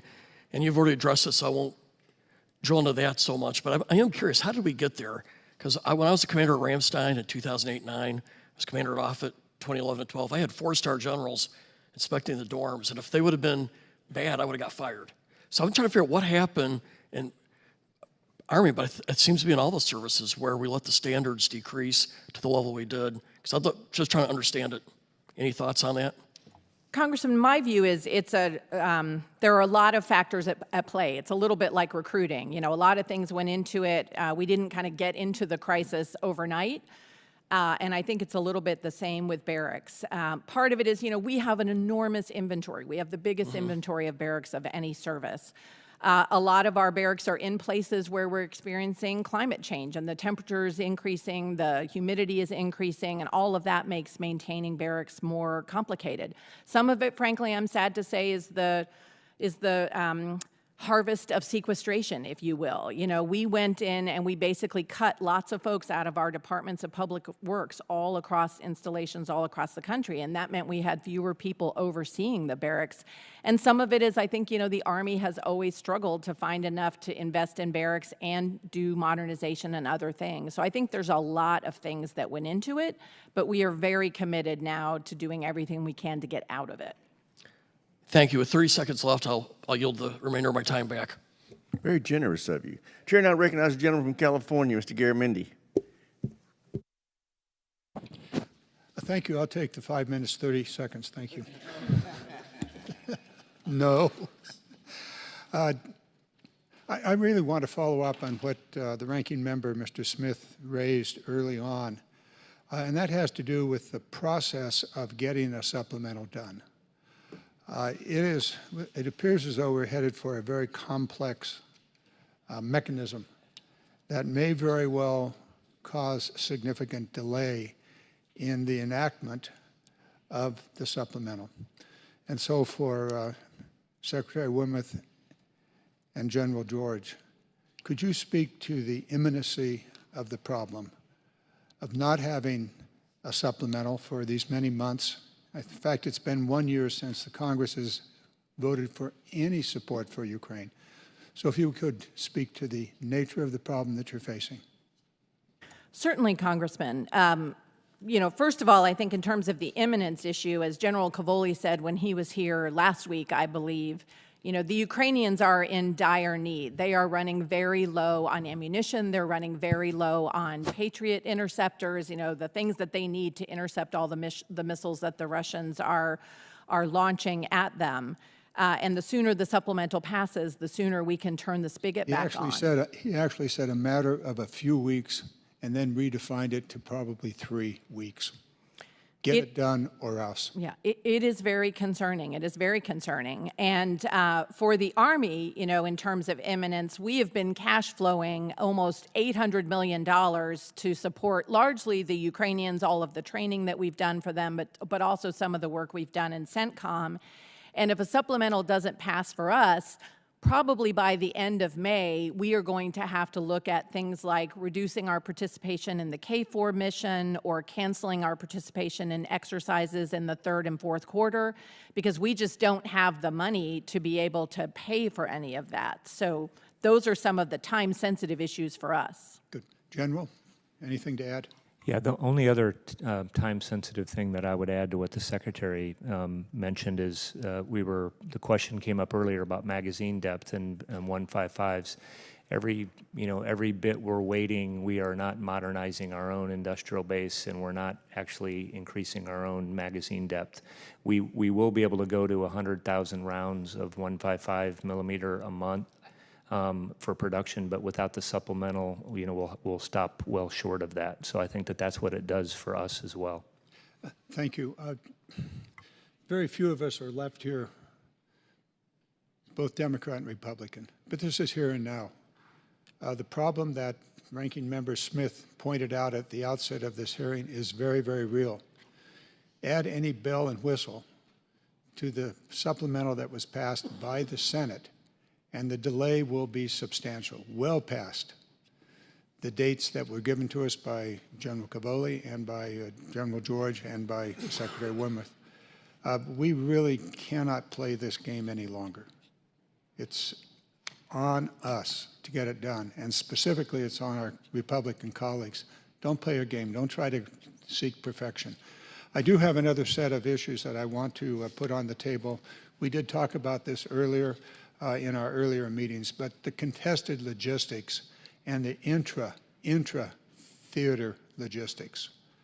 My colleague from Massachusetts, who happens to have been or is a Marine, seems to think that the Army ought to be the Marine Corps.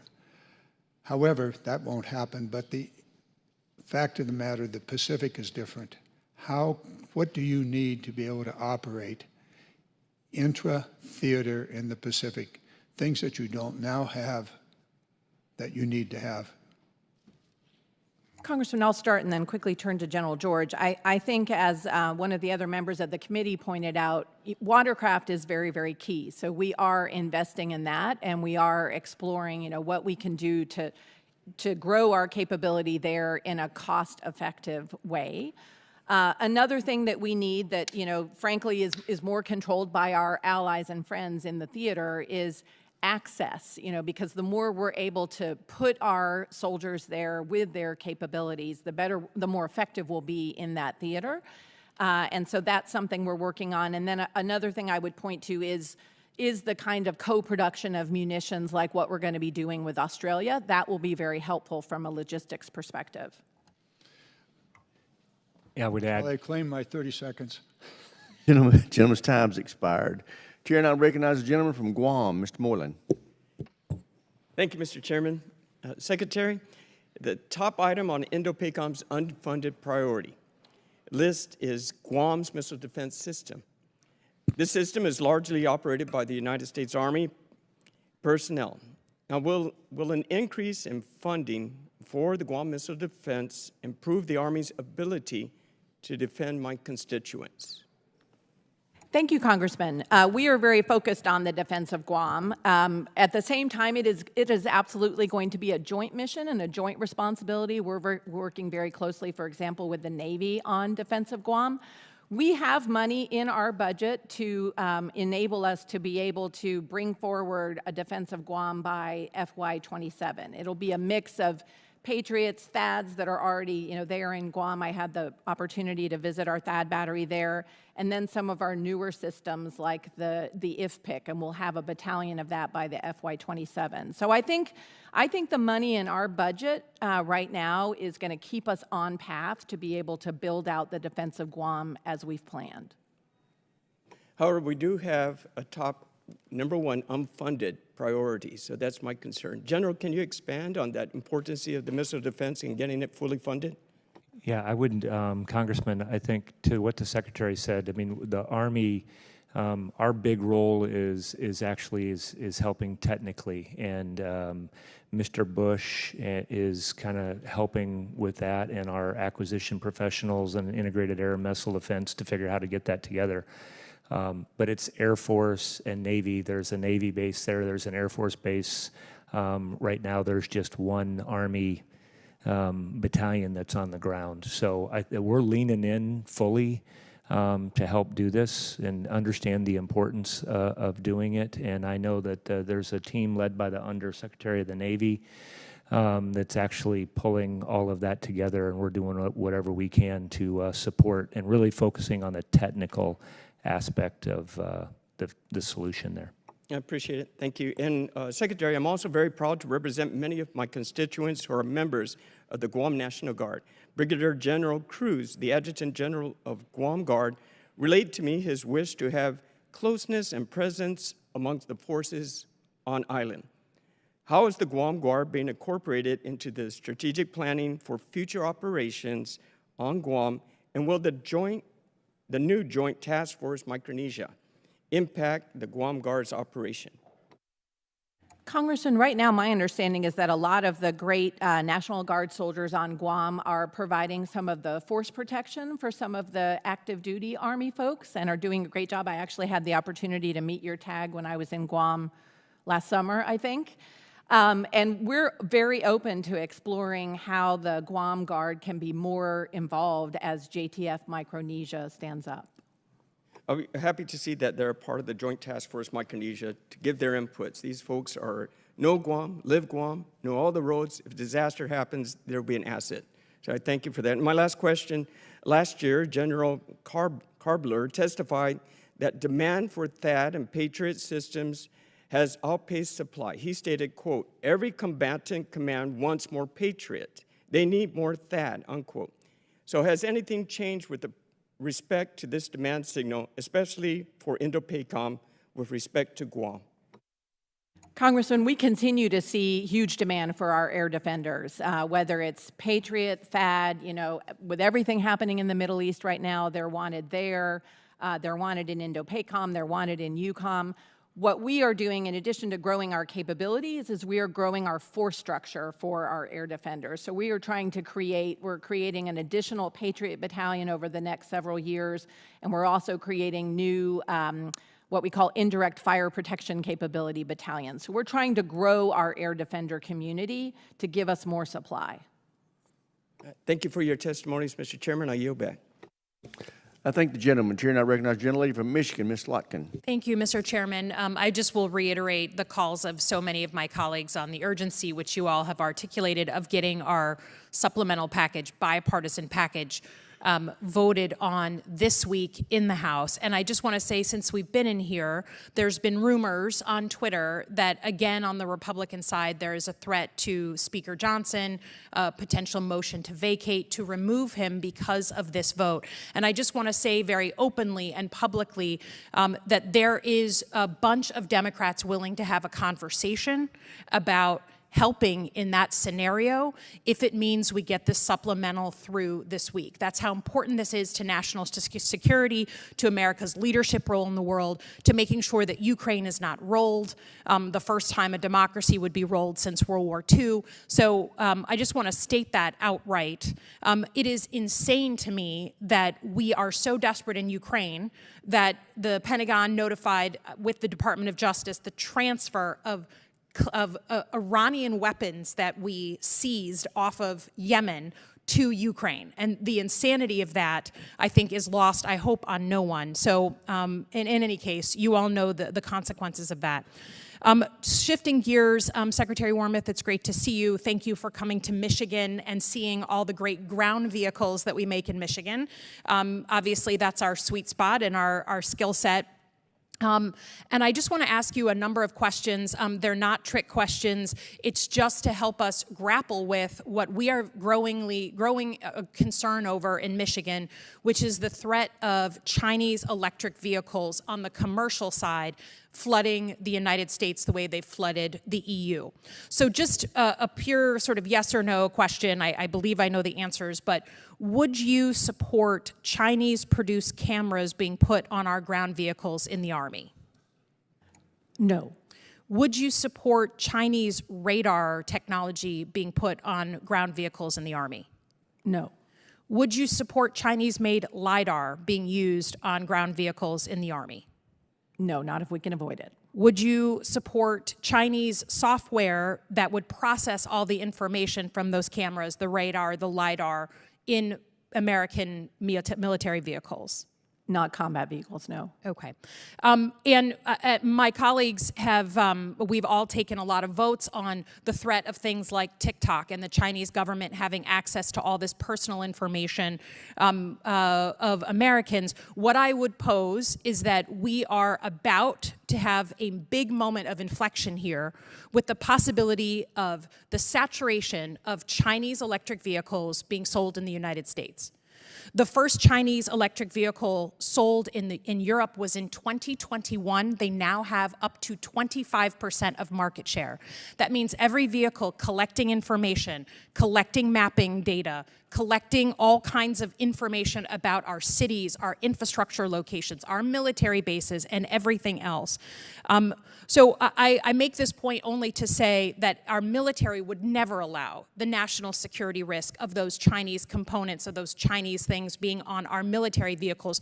Why would we open the door with a red carpet to allow those same Chinese commercial vehicles, that same technology, rolling around every single American city, every single American town? So I will be submitting a number of amendments in the NDAA that just help us make clear that from an American military perspective, we're never going to use those component parts. And I know we have Buy American requirements, so that shouldn't be hard to fulfill. But I'm also going to be asking that the experts on ground vehicles provide some assessment of what that kind of Chinese technology would do in the United States of America, again, commercially, and what kind of national security risk that would pose. So I appreciate your participation in that, and thank you for coming, and I yield back.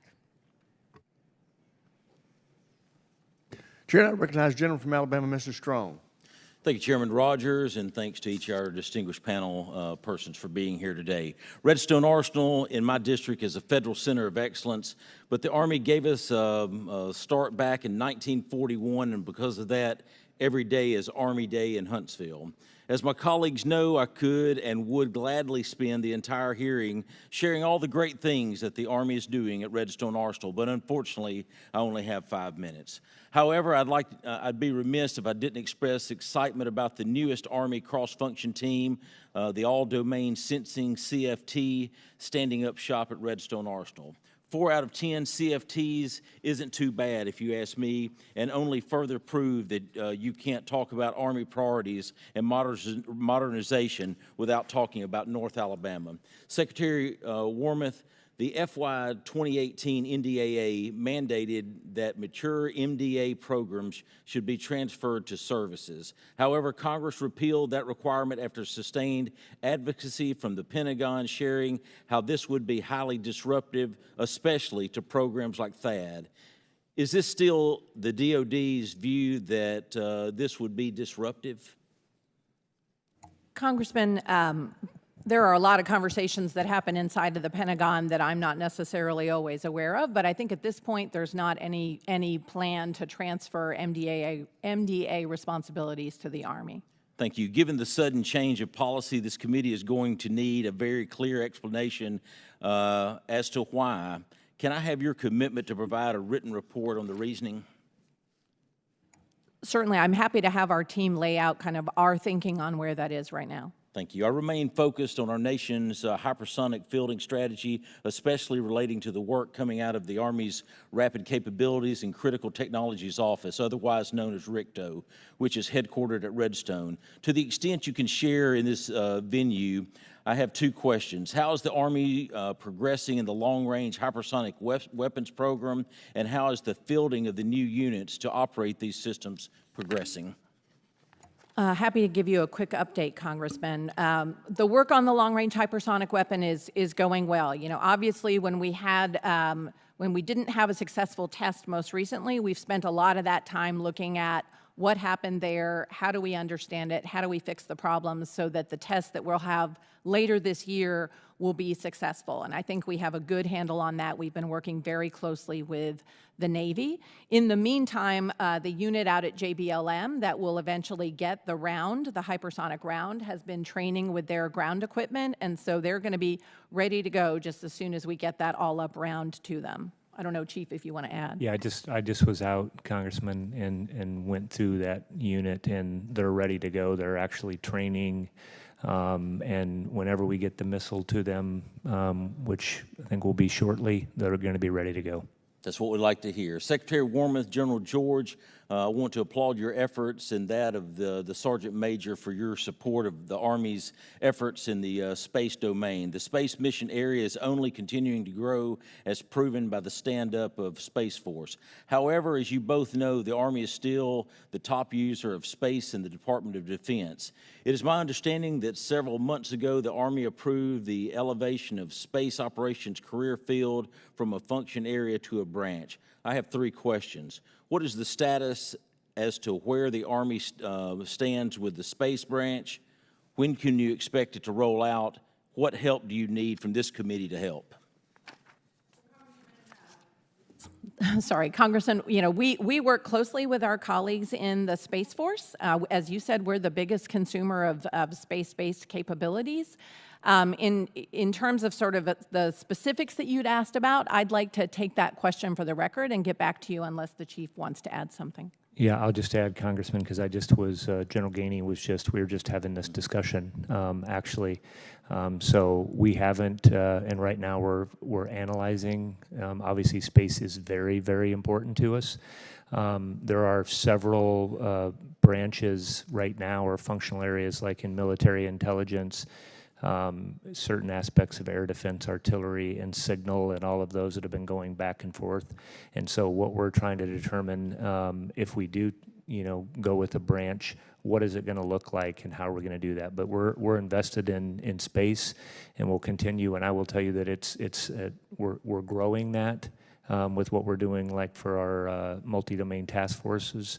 That all have a space component in there, so it's critically important, and we are happy to come talk to you about how we're looking to move forward. Gentleman's time's expired. Chair, and I recognize the gentleman from New York, Mr. Ryan. Thank you, Mr. Chair. Thank you both for being here. Just want to build on many of the questions, actually, particularly around innovation and modernization. I feel like in the last few years, we've really seen and experienced a preview of what, God forbid, we were to fight a major war, what it would look like, particularly between Ukraine and Russia, some of the TTPs there, and then even just over this weekend, what we saw in the way that in an unprecedented attack in and of itself, but also the employment of attritable drones and various other means by Iran against our ally Israel. Based on all of that, what are you all at a high level taking away from, I think in some ways it's an opportunity for us to, without our own forces directly engaged, learn and quickly, urgently adapt. So what are the high level takeaways there? And then specifically, can you talk about how that ties into Project Convergence and what you see coming out of that in terms of technology and command and control specifically and sort of JADC2? I know that's a lot there. Start with you, Madam Secretary, please. Thank you, and I'll make sure to be concise so that the chief has time. I think lessons learned from Ukraine, from what we're seeing right now with Israel, validate in a lot of ways the programs that the Army has been investing in recent years. The incredible importance of integrated air and missile defenses. We saw how important that was this weekend. The Army is investing in that in very significant ways. The importance of UAS and counter-UAS in a transparent battlefield. Again, since 2020, we've invested over $3 billion in UAS and counter-UAS. We need to do more, and we need to do it more quickly, as we've talked about quite a bit. The importance of long-range fires. Again, whether it's precision strike missile, whether it's our mid-range capability that is ground-launched and has a mobile seeker that allows us to hit ships, incredibly important. I think all of what we've seen in Ukraine and what they've done with the Russian Navy underscores that. And let me turn it to the chief. Yeah, I would say broadly, Congressman, that you're going to have to be mobile and low signature on today's battlefield, which really affects everything else, and why we're starting with the network. I think everybody has seen that American equipment works really well. So I think that is, and what is good about that is our partners and allies that are buying that same stuff and we're using it, and helps with our interoperability, magazine depth. I think we've covered that a couple of times of how important that is. So we could go on for a long time about lessons learned, and we're really focused on that. What can we 3D print, for example? How can we use additive manufacturing and telemaintenance so that we can reduce our logistical footprint that's out there. But we're looking at this in every warfighting function and really across all what's open source, and what's at the more higher end. EW is another one. We're learning, the electromagnetic environment is changing, almost on a daily basis. And so how do we adapt to that? Appreciate that. To push you a little bit, can you give a few specific examples of, with speed and urgency, some new programs? And I spoke about convergence and JADC2, but if there are other things that, I know it's a quick turn, but we've now had a few years of this, are there specific investments in this year's budget that you think directly speak to the high-level points that you rightly brought up? I'll mention a couple.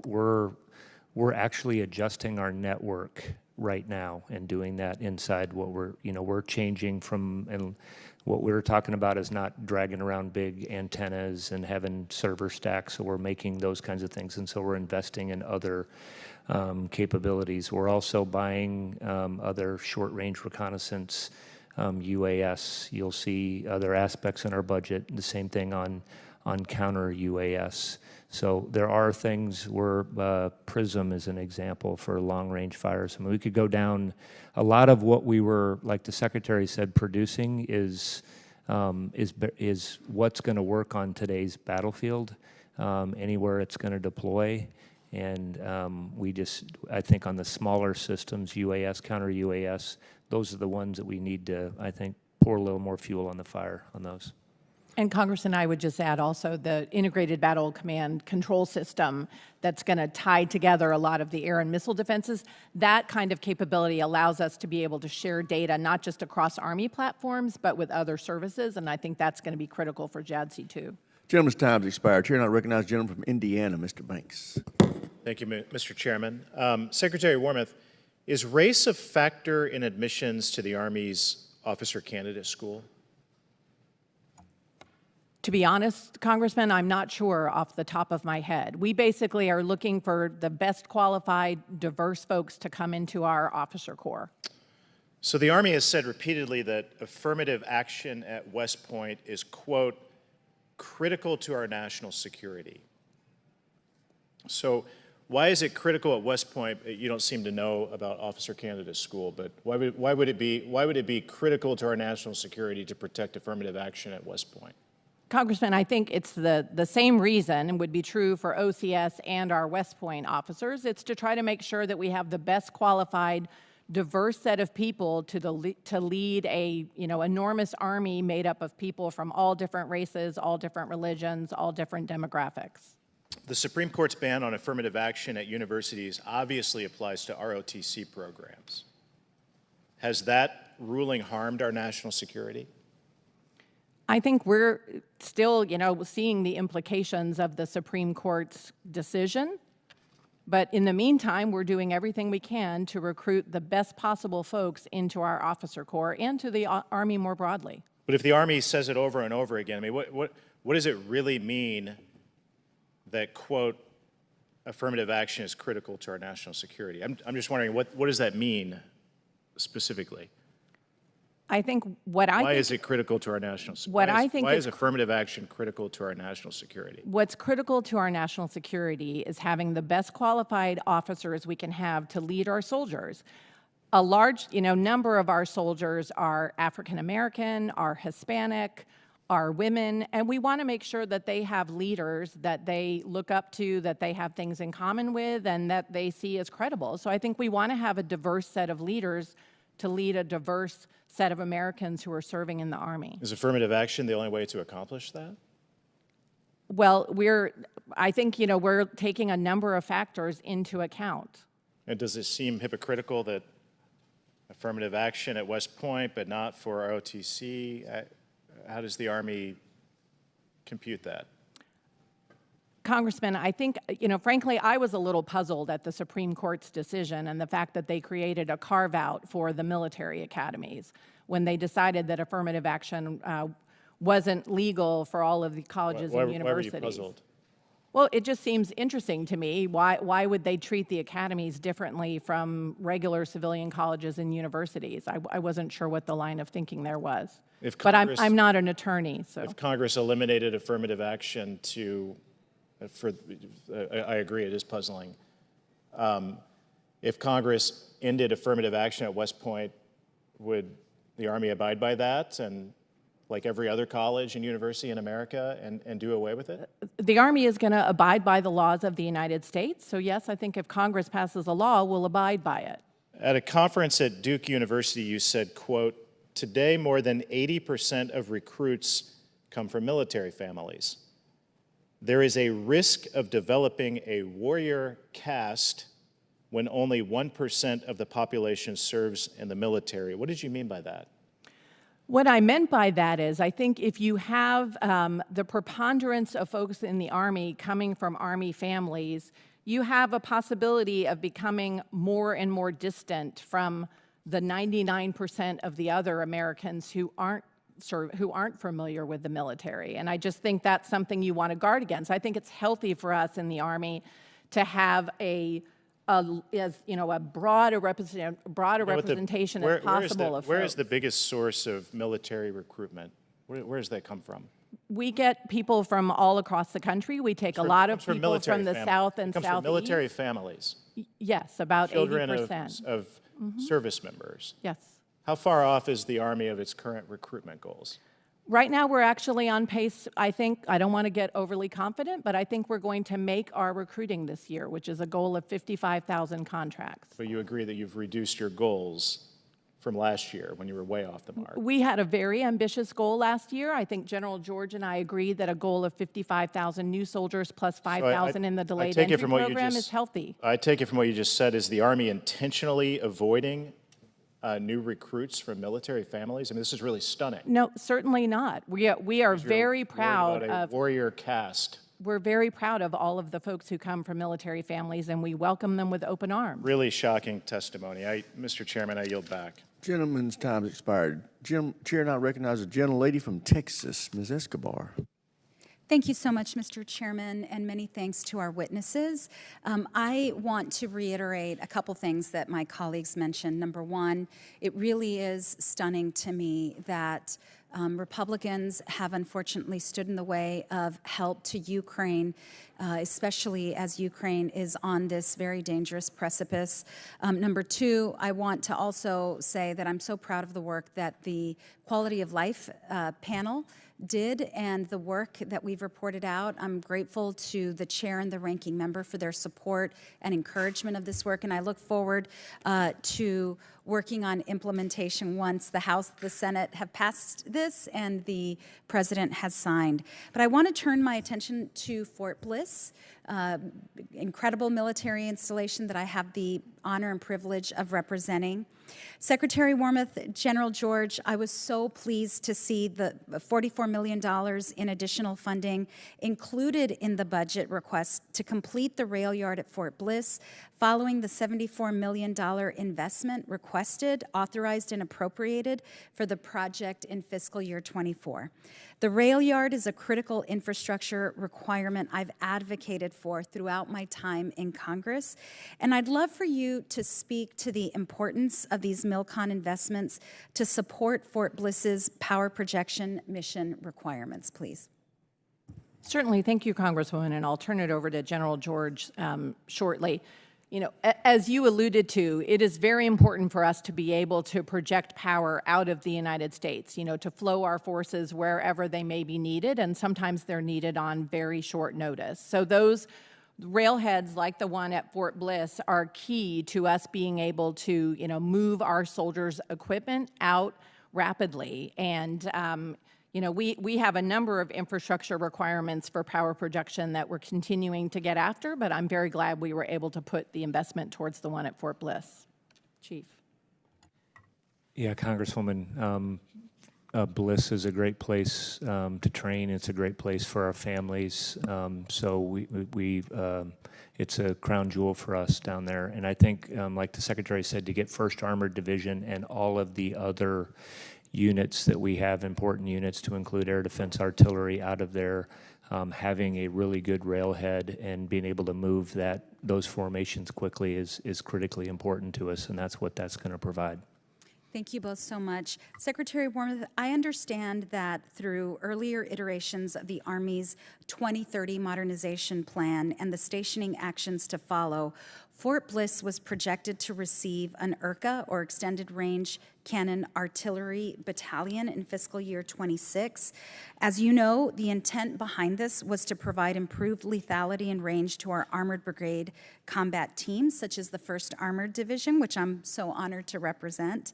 Given the relatively recent decision to cancel the URCA program, can you speak very broadly on the Army 2030 objective to deliver precise, longer-range fires, and specifically, how will post-cancellation recalibration efforts address the 1st Armored Division's need for improved fire capabilities? Thank you, Congresswoman. As we've said it a number of times during this hearing, long-range precision fires are incredibly important to the Army, and we see their value, playing out right now on the battlefield in Ukraine. We did make the decision to not go forward with URCA because of some significant engineering challenges that were jeopardizing soldier safety, but we still have the requirement for that kind of a fire system with that kind of range. So this summer, we're actually going to be doing a performance demo with industry. There are other systems out there that we think may be able to meet our needs. And I think it's possible that we could even sign a contract for production in FY25. So I think you're still going to see an URCA-like capability, if you will, eventually going to Fort Bliss. But we just have to do some work this summer to look at what's out there. Okay, thank you both so much. Appreciate it. Just about out of time. I yield back. Gentlelady yields back. Chair, and I recognize the gentleman from Florida, Mr. Walsh. Thank you, Mr. Chair, Madam Secretary, General George. Thank you for the meeting a few days ago. I just want to talk to you for a moment about recruiting and the crisis that we're in particular junior ROTC programs in our high schools.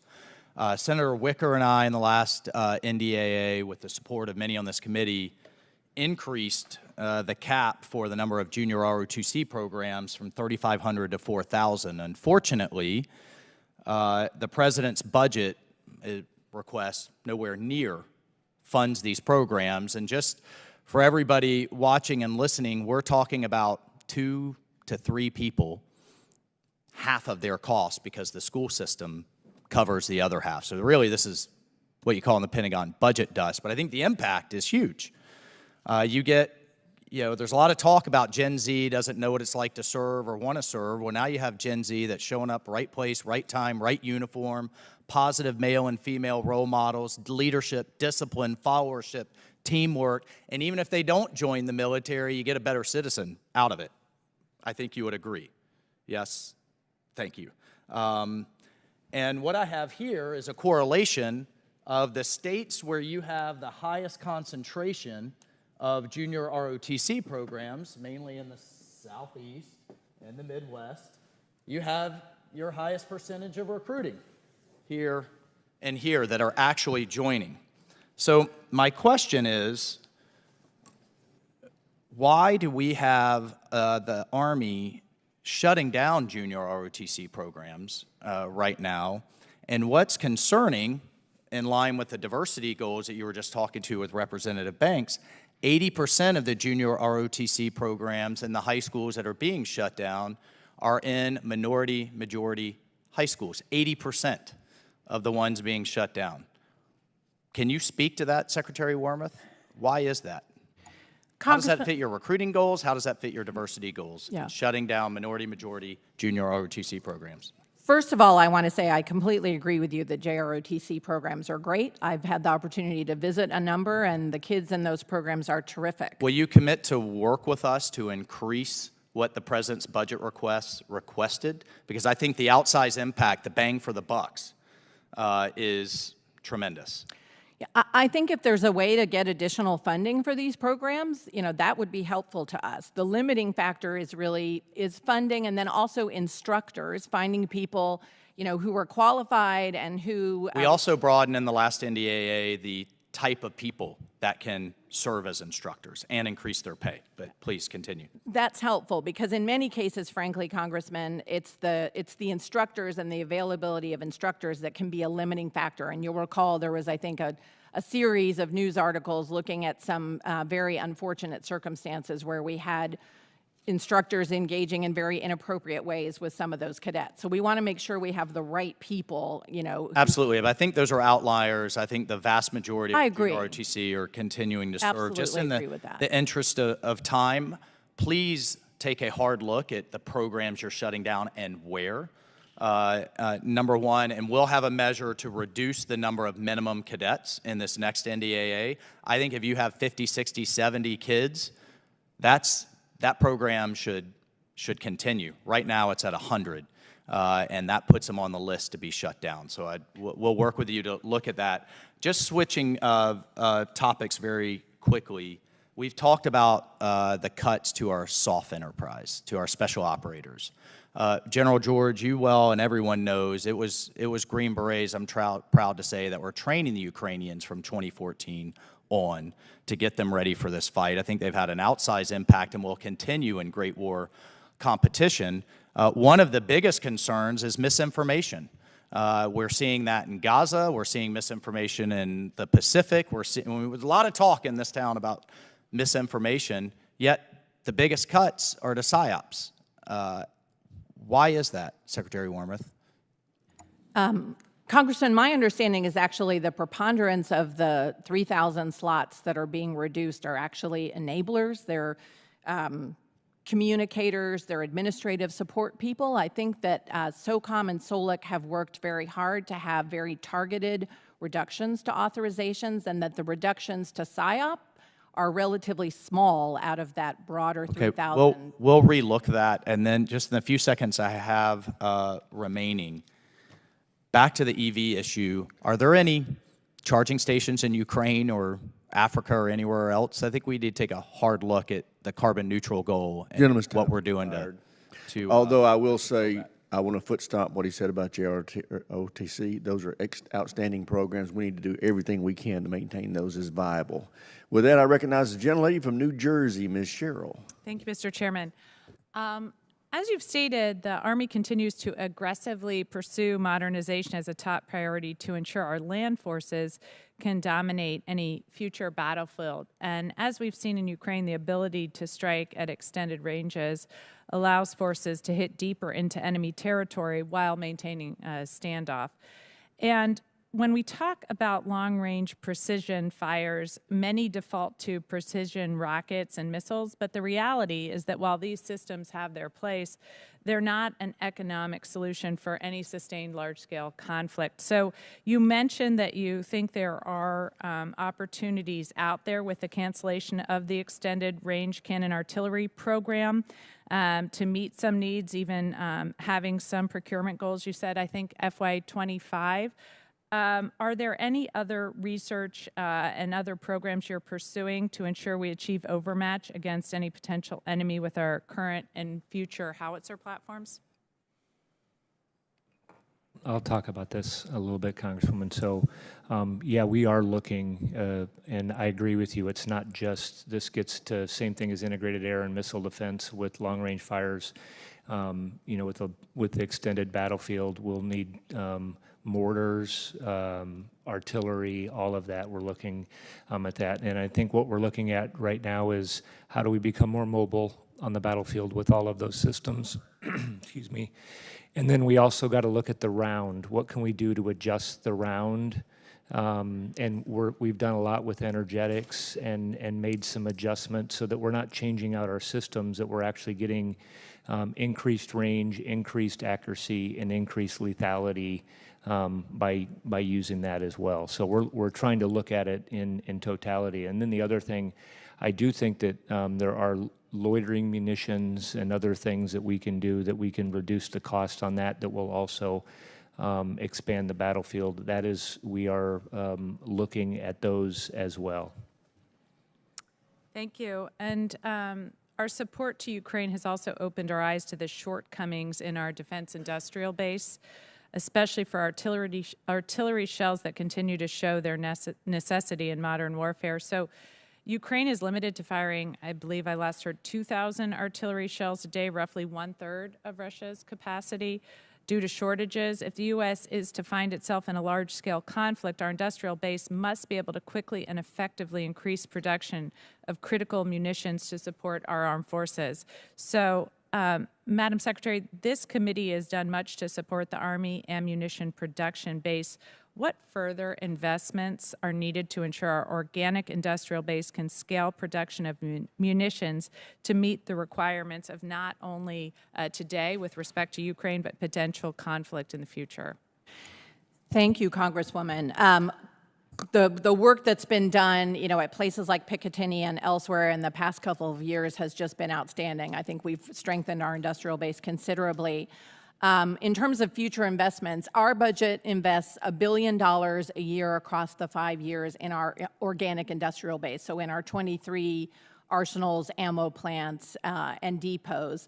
And then, of course, we need to work with our partners in industry to continue to build up our munitions. And so this budget requests over $3 billion a year for munitions, everything from javelins to stingers to gimlers to PAC-3 MSE. So there's a very substantial investment in munitions and the broader industrial base in this budget request.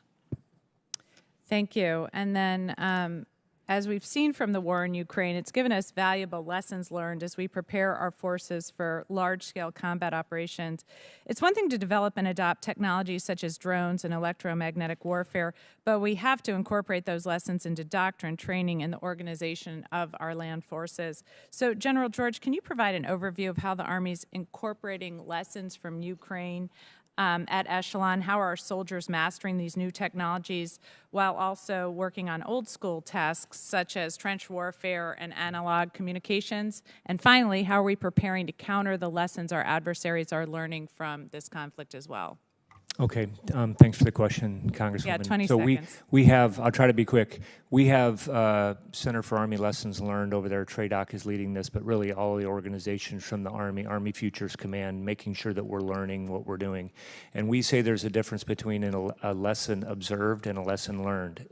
For it to be learned, we have to change how we train, we have to change how we equip, and how we operate. We've been at CTCs, I've been out to every one of them here the last 3 months, and we are doing that. One quick example is, we haven't been looking up and, with drones and what you can be, how you can be seen, and now signature management is increasing. Gentle lady's time's expired. Chair, and I recognize the gentleman from Florida, Mr. Jimenez. Thank you very much. And I want to follow up a little bit with my colleague from Florida in terms of electrification. Secretary, do you believe that the climate change is the greatest threat that we face as a nation? Congressman, unfortunately, right now we face a number of extremely pronounced threats, whether it's Russia, China, Iran, but I think climate change is... It's not the question. Is it the greatest threat that we face as a nation? Existential threat we face as a nation? I generally don't support sort of one-to-end list prioritizations, but I think climate change is a concern for us, certainly. Do you believe that what's more important for a weapon system, to be carbon dioxide neutral, or is it to be effective? Of course, it's for it to be operationally effective. Very good, thank you. So I would hope that when we look at this charge to electrification, that we look at effectiveness more. It's the only, really effectiveness is, to me, is the only criteria that we need to follow. So, Secretary, one of my biggest concerns is that our defense industrial base and the current status of the 155 millimeter stockpiles. What is the Army doing to invest in the industrial base? Congressman, we've invested $1 billion in the organic industrial base, the base that we control, and then we have over $3 billion in our budget for munitions. I think the biggest thing that would be really helpful is if the Congress is able to pass the supplemental, we will be able to get up to the target we've set of 100,000 rounds per month of 155 millimeter shells. If the supplemental doesn't pass, we won't be able to reach that target. Well, I think we agree on that. I actually support the supplemental, or at least parts of the supplemental. I mean, the ones to me that concerns me, the benefit that I get from the supplemental is that we help our allies, but we also help our industrial base, and we need to ramp up our industrial base really quickly. And obviously, you're concerned with our stockpiles of the 155 millimeter. Yes. Yes, I'm very supportive of, investing that money so that we can build up those stockpiles. What is the size of the current Army? Right now, I believe we are at 452,000 active duty soldiers. Is that big enough to deal with the threats that we're facing all over the world? We've been able to meet the combatant commander requirements. Yes, we have, but General George and I are committed to increasing the size of the Army, in particular the active component. By how much? Well, we're aiming to get to about 470,000, Congressman, by 2029. Will that be sufficient to face our threats around the world or potential threats around the world? Obviously talking about the potential threat of China. What's the size of their Army? I think they have a very large Army, particularly because they have a very large police force as well, an Interior Ministry force. And that's considered part of the Army? It has some similar roles to the Army, yes. Okay. Is it significantly bigger than ours? I think, Congressman, it may be bigger than ours, but one thing I will tell you that I think is a huge comparative advantage for the United States Army is the quality of our soldiers and our leaders. That is a comparative advantage for us. We are much more effective and able to execute mission command than the Chinese Army. And that translates to combat effectiveness. All right. General George, it's my understanding the Army is working on to upgrade the precision strike missile weapon system and increase its range to more than 1,000 kilometers. Known as PRSM Increment 4, the Army requires additional funding in fiscal 25 to maintain the schedule and resource a competitive program. This is one of the Army's highest modernization priorities because of its relevance to the Indo-PACOM theater and contested environments. The current missile has a maximum range of 500 kilos and can reach only a small percentage of identified maritime and land-based targets in China. Is that correct? Congressman, yes, PRISM is a very important missile for us, long-range fires, and we're working on research and development on how we can take the range out. There's other increments, and we can come by and brief you on those different increments that allow us to hit mobile targets as well. So that is part of our portfolio. And the great thing about that system and that missile is it works with our HIMARS, which we know those ground-based fires have been extremely effective. They've proven that in Ukraine, and they can hide and move and very hard to target. So the what is your target date for operation of the new enhanced missile? Well, we're getting, some of PRISM will come online here this calendar year. Gentleman's time's expired. Chair, and I recognize gentlelady from Hawaii, Ms. Takuda. Thank you, Mr. Chair. Secretary Wormuth, I appreciate the extent to which you have made child care a priority for the Department of the Army under your leadership. Last week, military.com released a damning article detailing systemic delays in reporting child abuse and harm in the Department of Defense's child development centers. Too many instances when processes and systems, or lack thereof, have failed our children and our families. Given that the Army owns and operates the majority of the department's child development centers, its policies on child care are especially important and impactful. In reviewing Army regulation on child development services, the section on reporting requirements for allegations of child abuse is, quite frankly, confusing. The threshold for action is far too high, especially when we are talking about potential child abuse. It takes too long, and quite frankly, the determination of what sufficient credibility means is subjective.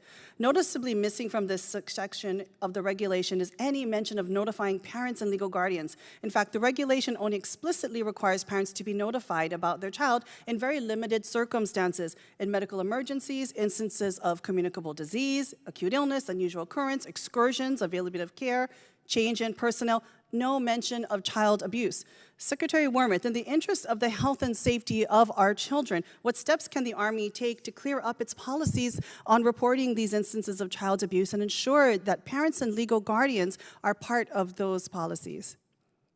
Thank you, Congresswoman. And as a mom who has 2 grown kids now, but who had kids in daycare centers, I would certainly want to be notified if something had happened. So what I'd like to propose is that our team work with your office to look at the regulation and look at some ways that we can strengthen it and make sure that we're notifying parents if something happens with their child. We certainly want to make sure that that happens. I will say we have very high standards for the employees who work in our CDCs. They go through background checks, and I want to make sure we don't have any instances of inappropriate behavior, but I think on balance, the quality of our CDC employees is very high. I've been very impressed with what I've seen.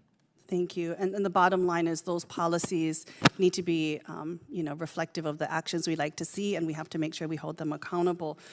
Military.com also reported that some updated policy is marked as CUI, controlled unclassified information, making it difficult for some parents to see those policies and actually know the information they should be getting about their children.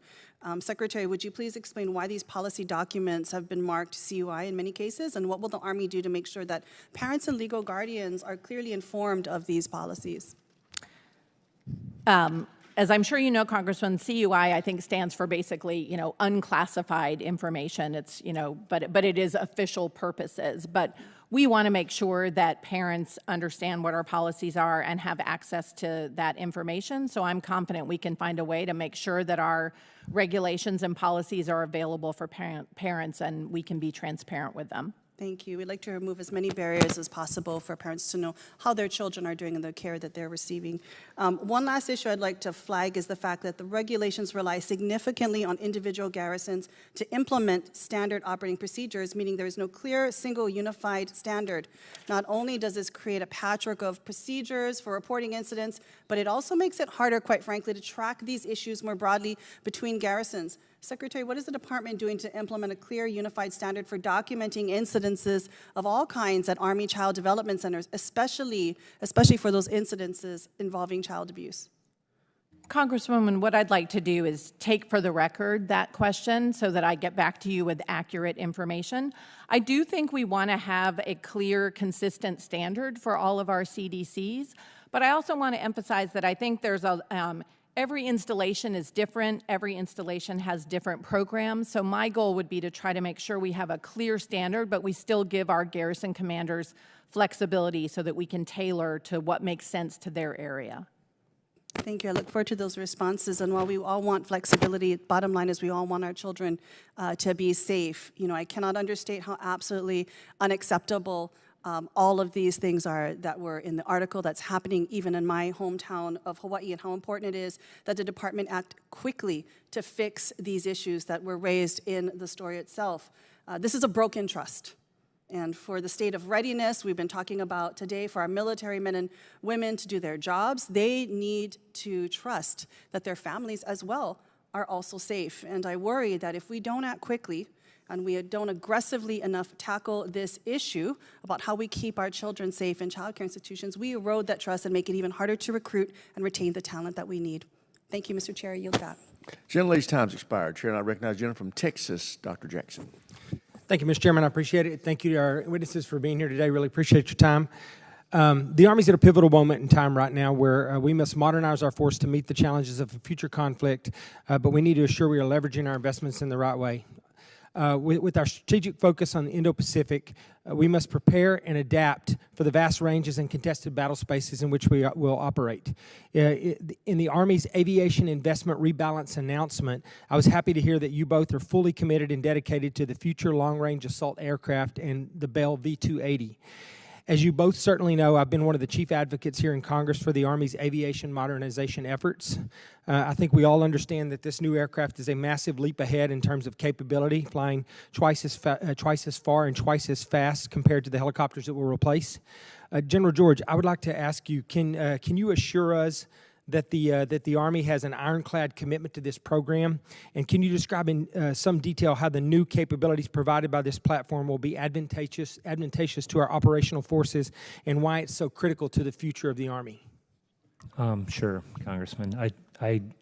It is a leap ahead technology. I think it's going to change how we're able to insert forces on the battlefield and do a plethora of missions with this. It's also going to give us the ability, what we've been working with is as far as other launched effects that could come with this program. So it's going to provide us significant capability. We are committed to it, and Okay. I agree with you. I also want to point out, too, as an emergency medicine physician and a physician in the military that served in a combat zone as well, I fully understand the importance of what we used to refer to as the golden hour, but obviously, time is translated into lives, and lives that we will or won't save. With the Indo-Pacific in particular, obviously, there's going to be some long medevac distances, and I believe that some of these V-280s are going to be outfitted specifically for that mission, and I think that I can't reiterate how important that's going to be in a future conflict to be able to get someone from the point of injury on the battlefield to the next higher level of care. And I think that this platform is right now the only thing that's going to be able to do that. In the budget request for this year, it looks like there's a roughly $1.26 billion included for future long-range assault aircraft development. General George, can you speak to that funding? What that funding will provide for future long-range assault aircraft program, and is it the amount of funding? Is it the right amount to keep this program on track and on schedule to field the first operational unit in FY30? Yeah, I think it is the right amount, Congressman, to make sure that we, keep everything on track and keep moving forward. And like you said, and I mentioned just a couple of missions, this will be this aircraft with its speed and its legs, how far it can fly, will be a multi-mission aircraft for us, and it's important that we get it into the force as soon as we can. Well, thank you. As a member of this committee, I'm committed to doing everything I can to make sure that we stay on track and you have everything you need to make that happen, because I believe in it as well. Real quickly, I just wanted to ask you a quick question. A few weeks ago, the commander for SOCOM told the Intelligence and Special Operations Subcommittee about the dangers of the proposed cuts to the Special Operations Forces in the Army. I get it, with constrained budgets and record inflations, difficult decisions have to be made by cutting specialized personnel and their unique capabilities from the force. I think that it's a little bit strategically short-sighted. It undercuts our strategy to compete and deter our adversaries, because I promise you our adversaries are not doing the same. When asked about the Army's decision to cut these special forces, General Fenton said, "The challenge is that it's against the backdrop of ever-increasing demands from our combatant commands. A 150% increase or more in our crisis response missions over the last 3 years in this ever-changing, more challenging character and environment of war." And I agree with him on that. I think things, with the new focus on the Indo-Pacific and the continued focus on counterterrorism and the global war on terrorism, I don't think that's going away. I've been briefed on this topic, and I was told not to worry about it because it's not the operators that are being cut. It's just the soft enablers or those positions. I just want to reiterate that I think that those enablers have a lot of extra training when through these units, and they're very special in their own regard, and I don't think they can be easily replaced or interchanged. And so I wanted to ask you, what are your thoughts on this number? What can you tell me what the level of risk is that we're absorbing by cutting these 3,000 soft personnel during a time where conflicts are growing worldwide? Again, we left it up to SOCOM to look specifically at these cuts, Congressman, but actually the enablers that they were cut were the least deployed that we had units that we had in the Army, and we are still Gentleman's supporting time's soft expired. Chair now around the recognizes world. gentlelady from Virginia, Ms. McClellan. Thank you, Mr. Chairman. Madam Secretary, you may recall that last year we had a conversation about child care, and you've gotten a couple questions I want to follow up on today. And if I recall correctly, you said one of the biggest challenges that the Army faces, and I think this is probably true across branches, was with the workforce and with the length of time it takes to get through background checks. And I just want to follow up a year later to see if there are any steps that the Army has taken to try to streamline that process. Well, Congressman, if only I, as Secretary of the Army, controlled the security clearance process, because that is often a moment in the pipeline that takes quite a while. There is a separate agency in DOD that's responsible for security clearances and background checks, so that's outside of the Army's control.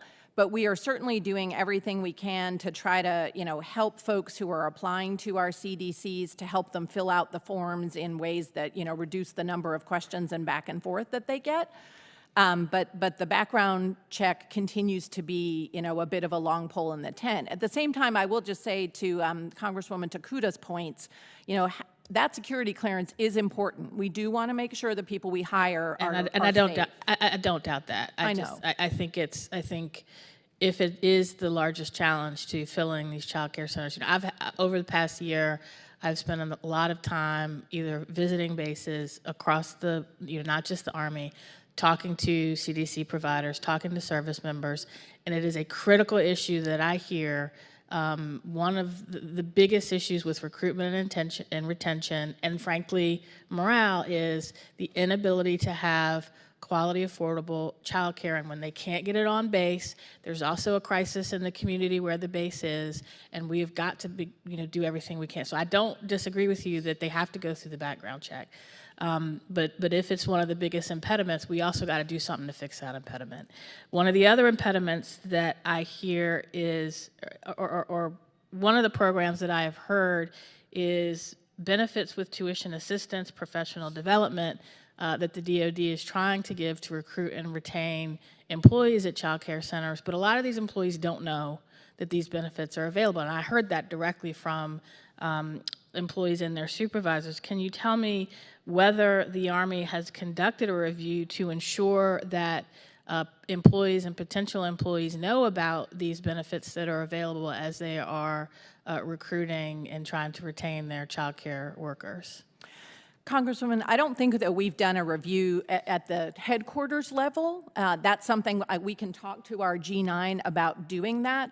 I think our garrison commanders, who are usually the folks who are interfacing most often with the CDCs and the employees there, are very aware of the different incentives we have, whether it's recruiting bonuses, whether it is discounts for people who work in the CDC for their children to go there. First child goes free, second child goes 50% off.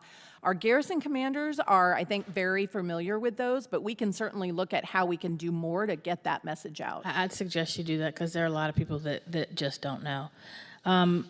Given the developing Russia-China partnership, we've seen it's more important than ever that the U.S. work with its allies to deter threats, and obviously this weekend was a perfect example of the importance of that. Can you elaborate, either of you, on how the Army has sought to deepen its ties with partner nation militaries at all levels, from industrial base coordination to technological interoperability and multilateral training?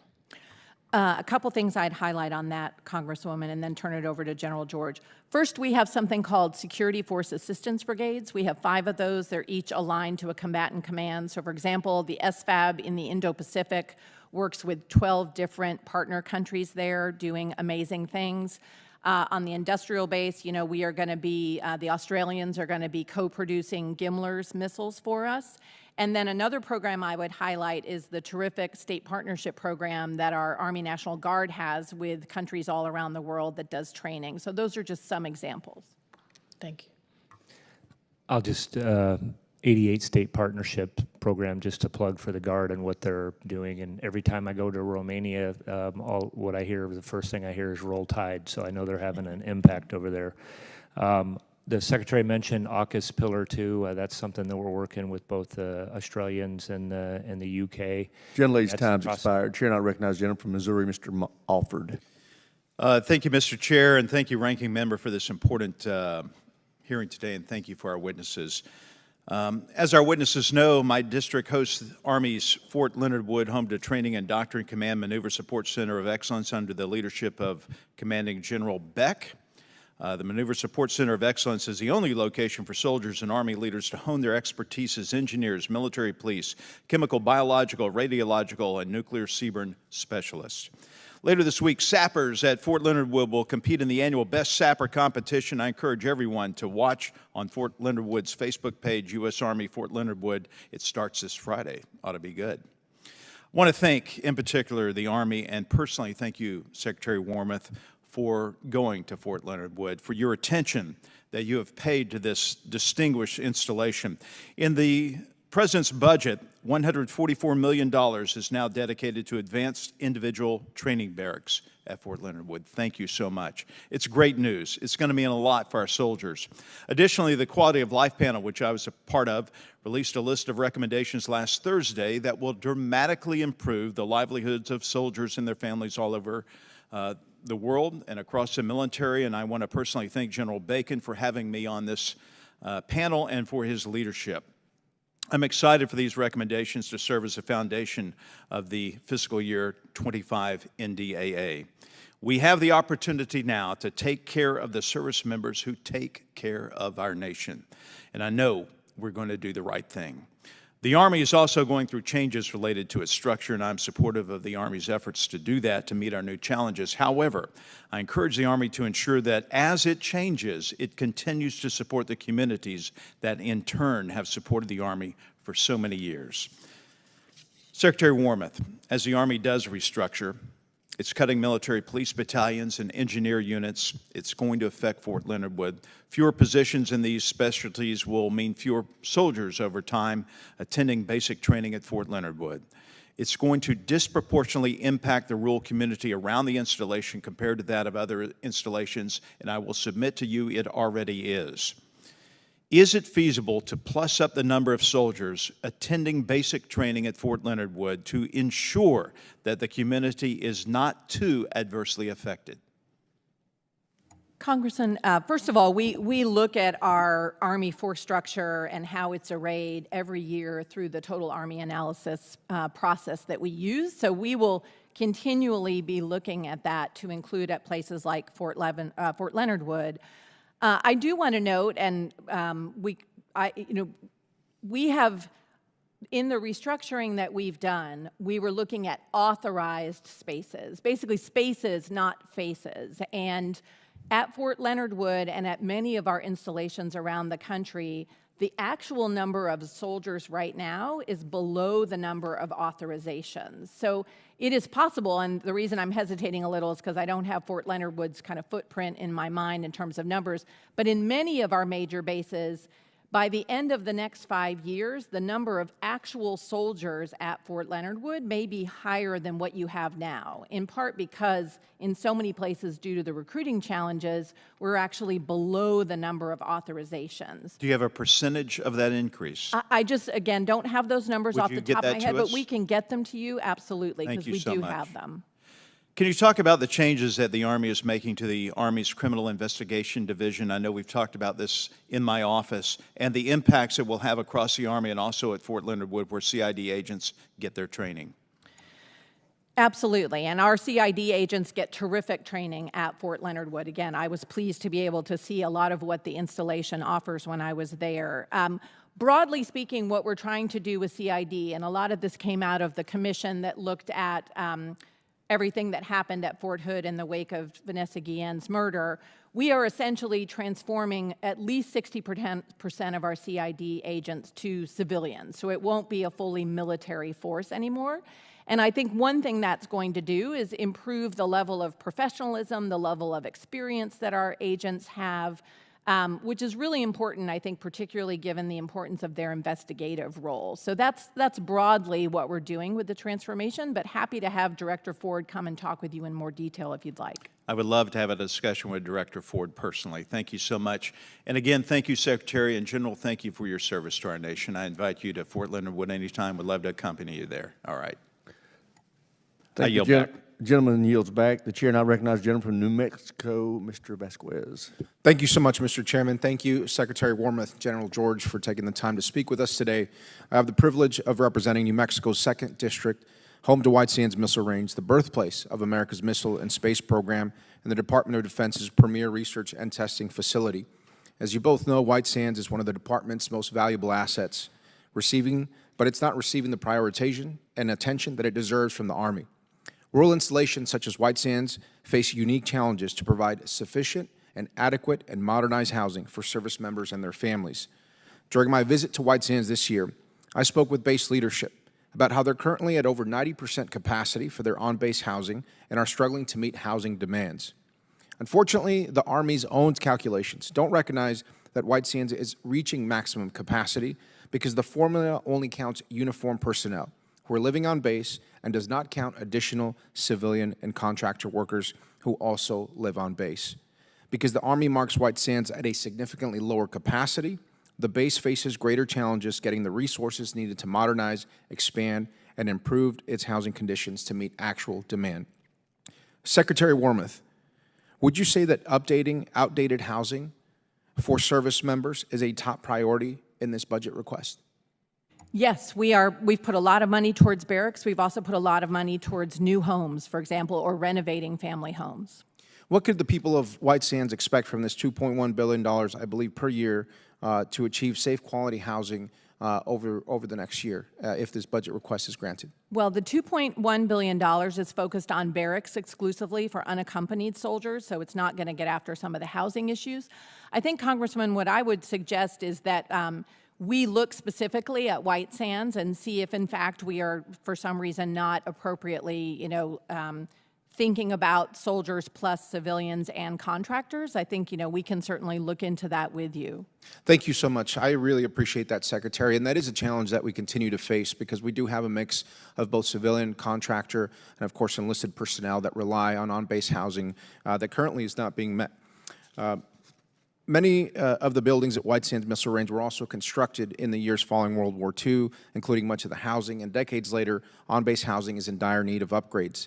Last year, I was proud to help secure Section 2833 in the FY24 NDAA, which terminated all waivers that allowed for unsatisfactory housing to ensure that all Army housing adhered to current living standards, particularly surrounding square footage per soldier. Secretary, given this, how exactly does the Army intend to go about improving housing given this new directive? Congressman, we're looking at a few things, to include looking at the design, for example, of our housing, of our barracks in particular. One thing we're doing is trying to shrink the inventory of the worst barracks, the Q3, Q4. We're hiring civilians to be barracks managers, to go into our Department of Public Works to help us do oversight better. And the chief and I and others are looking at the standards for design to look at, what is the bare minimum for square footage, how many soldiers per room. We want to look at that and do that in a way that's cost-effective but gives soldiers good housing. Thank you, Secretary. And do you believe that currently the Army, or in your budget request, has the adequate personnel, resources, and planning ability needed to execute these directives to improve these housing conditions? And if not, what else can we do to make sure you have those resources? Thank you, Congressman. Two things I'd say, and again, I'd like the chief to add. One, we do need to hire more barracks managers, and there's money in the budget to do that, although we continue to be looking at what the requirement is for that. Two, I do want to say, given the inventory of barracks and housing that the United States Army has, it's enormous, it's bigger than any service, and we don't have the money in our budget to, get that inventory up to a high standard in a short time frame. It's just going to cost in billions of dollars. So while we've put a very strong investment towards barracks, it's going to take some years to really get after that problem. Thank you, Secretary. And Chief? Yeah, the only thing I would add, Congressman, is we are reviewing on the barracks, and we can come back, and we want a little bit of flexibility, and we're talking to soldiers out there. I've lived in those barracks. The second is we're also looking at how we can spend our money, better, and some of the process things that we've just done with including the Corps of Engineers to kind of streamline what our process is. So we're studying what they're doing out there. One of the places that we went and looked at was University of Alabama, and kind of comparing the cost for what we're building. And I would love to have our team come over and kind of walk you through that. Thank you, General. Thank you, Secretary. Thank you both for your service. Mr. Chairman, I yield back. And I thank you for talking with the University of Alabama. Chair now recognizes the gentleman from Texas, Mr. Fallon. Thank you, Mr. Chairman. General, it's great to see you again, and thank you so much for coming and visiting our office. I think it was very productive, and I have every confidence that we'll have a great working relationship, if not partnership, moving forward. I wanted to visit with you on the Humvee retrofit program. Some people may not know that IEDs posed a great threat to Humvees, and to mitigate that, we created another issue, which was it's susceptible to rollovers, as you know. Unfortunately, there's been 349 rollovers. Over 700 soldiers have been injured, and tragically 130 have been killed. And so when I read the base budget request, I have to admit, I was a bit befuddled, because it was a request for $45 million, and it was even more so confusing to me because it was published after the Assistant Secretary for Acquisitions told Inside Defense, and I quote here, "The core issue with the program's speed and volume is Congress isn't appropriating enough money." And I have to take offense to that. I have a sliver of anger, bewilderment, and bafflement, because for 3 straight years since I've been in Congress, in a bipartisan fashion, in a bicameral manner, we have appropriated 4 times as much as what the Army has asked for. So please help me help you. I think it's feasible to do it within 5 years. There's going to be NDA language that will be written in to do that because we're talking about soldiers' lives. So General and Madam Secretary, help us please do the right thing, and can we count on you? Madam Secretary and then General George. Congressman, certainly soldier safety is critical to us, and we want to work with you. I think one of the things we're doing, frankly, and the chief may want to elaborate on this, is General Rainey at Army Futures Command is actually looking at, do we have the right number of vehicles in our formations? In some cases, we may want to actually be reducing the proportion, if you will, of Humvees that we have in some of our formations. So that's something we're going to have to factor in as we look at the investment in the anti-lock brake systems. Thank you. I would say it's a safety issue. Yes, we're focused on it, and we appreciate all the assistance that you've provided. To Red River Army Depot is critically important to us, and this kind of gets to the larger discussion that we've been having today. And I think that that workforce, I think what we need to look at is, and I think we talked about this a little bit, is how we, what is the next projects, what are the things that we're going to need to do just based on the skilled workers that we have there and the capability. And that's where I think even beyond this that we need to start looking longer term. Yeah, to keep that hot, and also to retrofitting as opposed to buying new ones saves about $8 billion. And when you have the kind of budget crunches that we're facing, that's a good thing. What I also wanted to visit with you both about is what I really feel is an absolute existential threat to our national security, which is the recruiting crisis. And I do think it's a crisis. Every once in a while, we might not hit a number, but when it's year over year, it's getting to be, we have to ring the alarm bells. So I think it's an all hands on deck. The $1.1 billion in increased marketing is a good step. What we all want is we don't want to just throw money at an issue. We want, and we really need measurable results. So I want to visit with you on, Madam Secretary, is to talk about how we can measure some of these new, because I do think we need to be innovative and creative, quite frankly, and need to be committed to addressing this. And so what, if you could share with us kind of a comprehensive plan as to how to address this, looking at it in some new ways, and how we're going to measure it. Certainly, Congressman. First of all, while I don't want to be overconfident because we have 6 more months left in the fiscal year, if we continue to perform the way we have in the last few months, I think there's an excellent chance that we will make our recruiting goal this year of 55,000 soldiers and 5,000 in the delayed entry program. So the things that the Army has been doing in the last year and a half, I think, are starting to work. And one of those has been the Future Soldier Prep course, which is done exceedingly well. We have a soldier referral program, the additional marketing that you talked about. I don't know if you saw our commercial during the March Madness tournament. All of that, I think, is starting to bear fruit. But to your point about— Is that with Coach Krzyzewski? Coach K, yes. Yeah. Exactly. And we've got more ads, I think, that will be rolling out in August of this summer. But to your point about metrics and the broader transformation, that is critical, and the chief and I made a series of decisions last fall to transform our recruiting enterprise. One of them was to give us an analytical capability to actually understand what we're doing that's working and what's not working, because frankly, before that, it was a little bit throw spaghetti at the wall. Like double up on what's working, ditch what's not working, and we're not going to succeed at every innovative and new idea that we have, and I think that we can do some help. We can provide you some help as well. We're drafting legislation right now to compel in institutions of learning, high schools and colleges, if they receive federal funds, to give access to our recruiters, to mandate that. Thank you very much. I yield back. Gentlemen, his time's expired. Chair, and I recognize the gentleman from Nevada, Mr. Horsford. Thank you, Mr. Chairman, and to the ranking member. The Army's 23 arsenals, depots, and ammunition plants play a critical and crucial role in supporting the warfighter through sustaining readiness requirements across the joint force. In my district, it includes the Hawthorne Army Depot, which, apart from storing conventional munitions, has been tasked with demilitarizing and disposing of unserviceable, obsolete, and surplus munitions.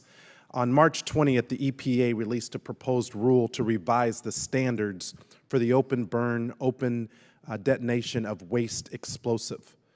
This rule affects 67 Resource Conservation and Recovery Act OBM facilities, including Hawthorne Army Depot in my district. even though the installation currently has permits until 2029 and 2023. The proposed rule would require the implementation of identified viable alternatives in lieu of OBOM. This means that no matter the cost, OBOM facilities must evaluate and reevaluate whether safe alternative technologies are available, and facilities must use those alternatives. EPA is estimating that this rule could cost the installations between $6 million to $28 million annually. For rural installations such as the ones in my district, this amount of money is just staggering. I don't have to tell you that smaller installations, which often have little to no active duty, receive much less attention than their larger counterparts. So I worry that this rule will only exacerbate that issue. While I understand the need to invest in alternative technologies and address the environmental impacts these practices cause, I'm concerned that this rule will have wide implications for installations such as Hawthorne. Secretary Wormuth and General George, are you aware of this proposed rule and the impacts that it will have on Army depots across the United States? Thank you, Congressman. Yes, I am broadly aware of that EPA rule on open burn facilities, and certainly I think you are correct. It could have significant implications for Hawthorne. So I think this is something that we need to look into to better understand precisely what those impacts would be. I would like to have our Army Materiel Command, which oversees our arsenals and depots, look into that and be in touch with your staff, because I think we want to understand what those implications are. As you said in your statement, in some cases we've been able to find alternative technologies to allow us to do that kind of demilitarization in a different way. But I think this is something we need to dig into a little more, and we would do that with you. Well, I would like to work with you on that to address this issue so that installations such as Hawthorne are not adversely impacted by this proposed rule. So I'll follow up with you. Also, as you know, Hawthorne, which is housed on over 140,000 acres and provides an explosive storage capacity of 7,685,000 square feet. Can you please outline the steps that you're taking to address the special requirements and funding needs of the smaller rural installations in order to ensure proper maintenance and readiness at these crucial sites? Certainly, in broad terms, I can do that. All 23 of our arsenals, ammo plants, and depots are critically important to our organic industrial base. And through the leadership of Army Materiel Command, we have a 15-year facilities investment plan and an organic industrial base plan that looks at our investments. And we look at each of them individually to try to determine what their current and future requirements are.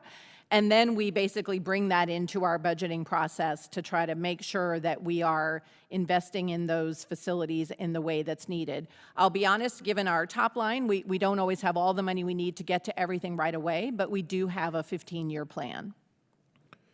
Thank you. And again, I'd like to follow up on a few items specific to Hawthorne, some of the issues that I've been able to work with the chairman and the ranking member on in the past. I do not want these installations to be forgotten or ignored. We have critical needs throughout, but places like Hawthorne and other rural installations are vitally important as well and should be given priority. So with that, I yield back. Gentleman yields back. Chair not recognize the gentleman from Georgia, Mr. McCormick. Thank you, Mr. Chair. Secretary Wormuth, I noticed that we have a recruiting shortfall this year. How many thousands are we below what's our shortfall for the Army right now? Well, Congressman, right now we're again, I don't want to be overconfident, but we are on track, I think, to make our recruiting goal this year, which is 55,000 new contracts plus 5,000 individuals in what we call our delayed entry program. I'm familiar. Now, given the recruiting shortages we had in the past, we're still undermanned though, correct? Well, we're able to meet all of the requirements that the combatant commanders had levied on us. We would like to grow, absolutely. General George and I want to see our end strength come up, and our plan is to have our end strength be at 470,000 by 2029. And you're at 452,000, but is that 452,000 manned right now, or do you have a shortfall? It is manned right now. Okay. I mean, yes. Our Very good. authorizations are above that, but we are manned at 452. Gotcha. And I noticed a couple things. First of all, the former sergeant major of the Army still owes me 100 push-ups for not making his goals last year when we made a bet on it. I always say that it's because the Army doesn't have as good a commercials as the Marine Corps, but that's just my opinion. Obviously, the barracks conditions has something to do with morale and retention. I was in the Marine Corps barracks in Camp Lejeune recently. I saw some really bad ones and some really, really good ones. There's a disparity as we continue to build towards something better. One thing I noticed in Georgia, though, Fort Stewart is really bad right now. I'm sure you're aware right now, but one of the recent analysis showed that there was brown faucet water, moldy ceilings, raw sewage on the bathroom floors. This is for the 3rd Infantry Division at Fort Stewart. What are we doing to improve that, and what can we expect for a timeline? Congressman, that's what the $2.1 billion investment is all about. You know, we are trying to reduce the inventory that's Q3, Q4 as quickly as possible. So we're going to be investing in, you know, construction of new barracks. We're investing in sustainment at 100%, which we haven't done in years and years. We're hiring new barracks managers. And we have a whole process where, like, you know, the Fort Stewart garrison commander and division commander can weigh in and basically hold up their hand and say, you know, we are in dire need. But we are investing a lot of money to try to get after that exact problem. Good. I'll look forward to updates on that. I know one of the things we noticed with forward reconnaissance, General, we're using drones now, autonomous drones for forward looking in place of reconnaissance. I think it's great because we used to always say about force recon that you are swift, silent, and totally surrounded. This is a better technology for outward looking technologies that we can use to give a battlefield update real time. Is the Army fully committed to this, and do we need to do something in Congress to accelerate that program to save lives and form the battlefield better in the fog of war? I think we get that that's where we have to go, Congressman, that we are investing in that at every level. I think that we're going to have for reconnaissance.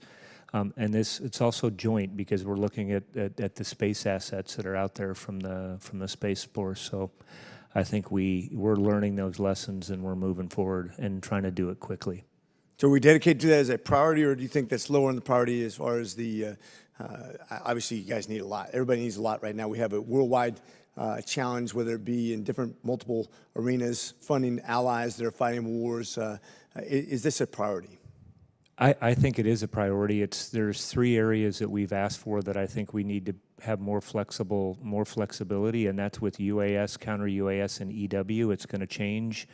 We're buying off a blue list, which is all U.S. stuff right now. I think that we can produce those things. I think all of those systems. I think we do need a little bit of flexibility to move stuff from R&D immediately into procurement, and we could certainly use your help doing that. Great. And then final question has to do with what's going on over in Ukraine.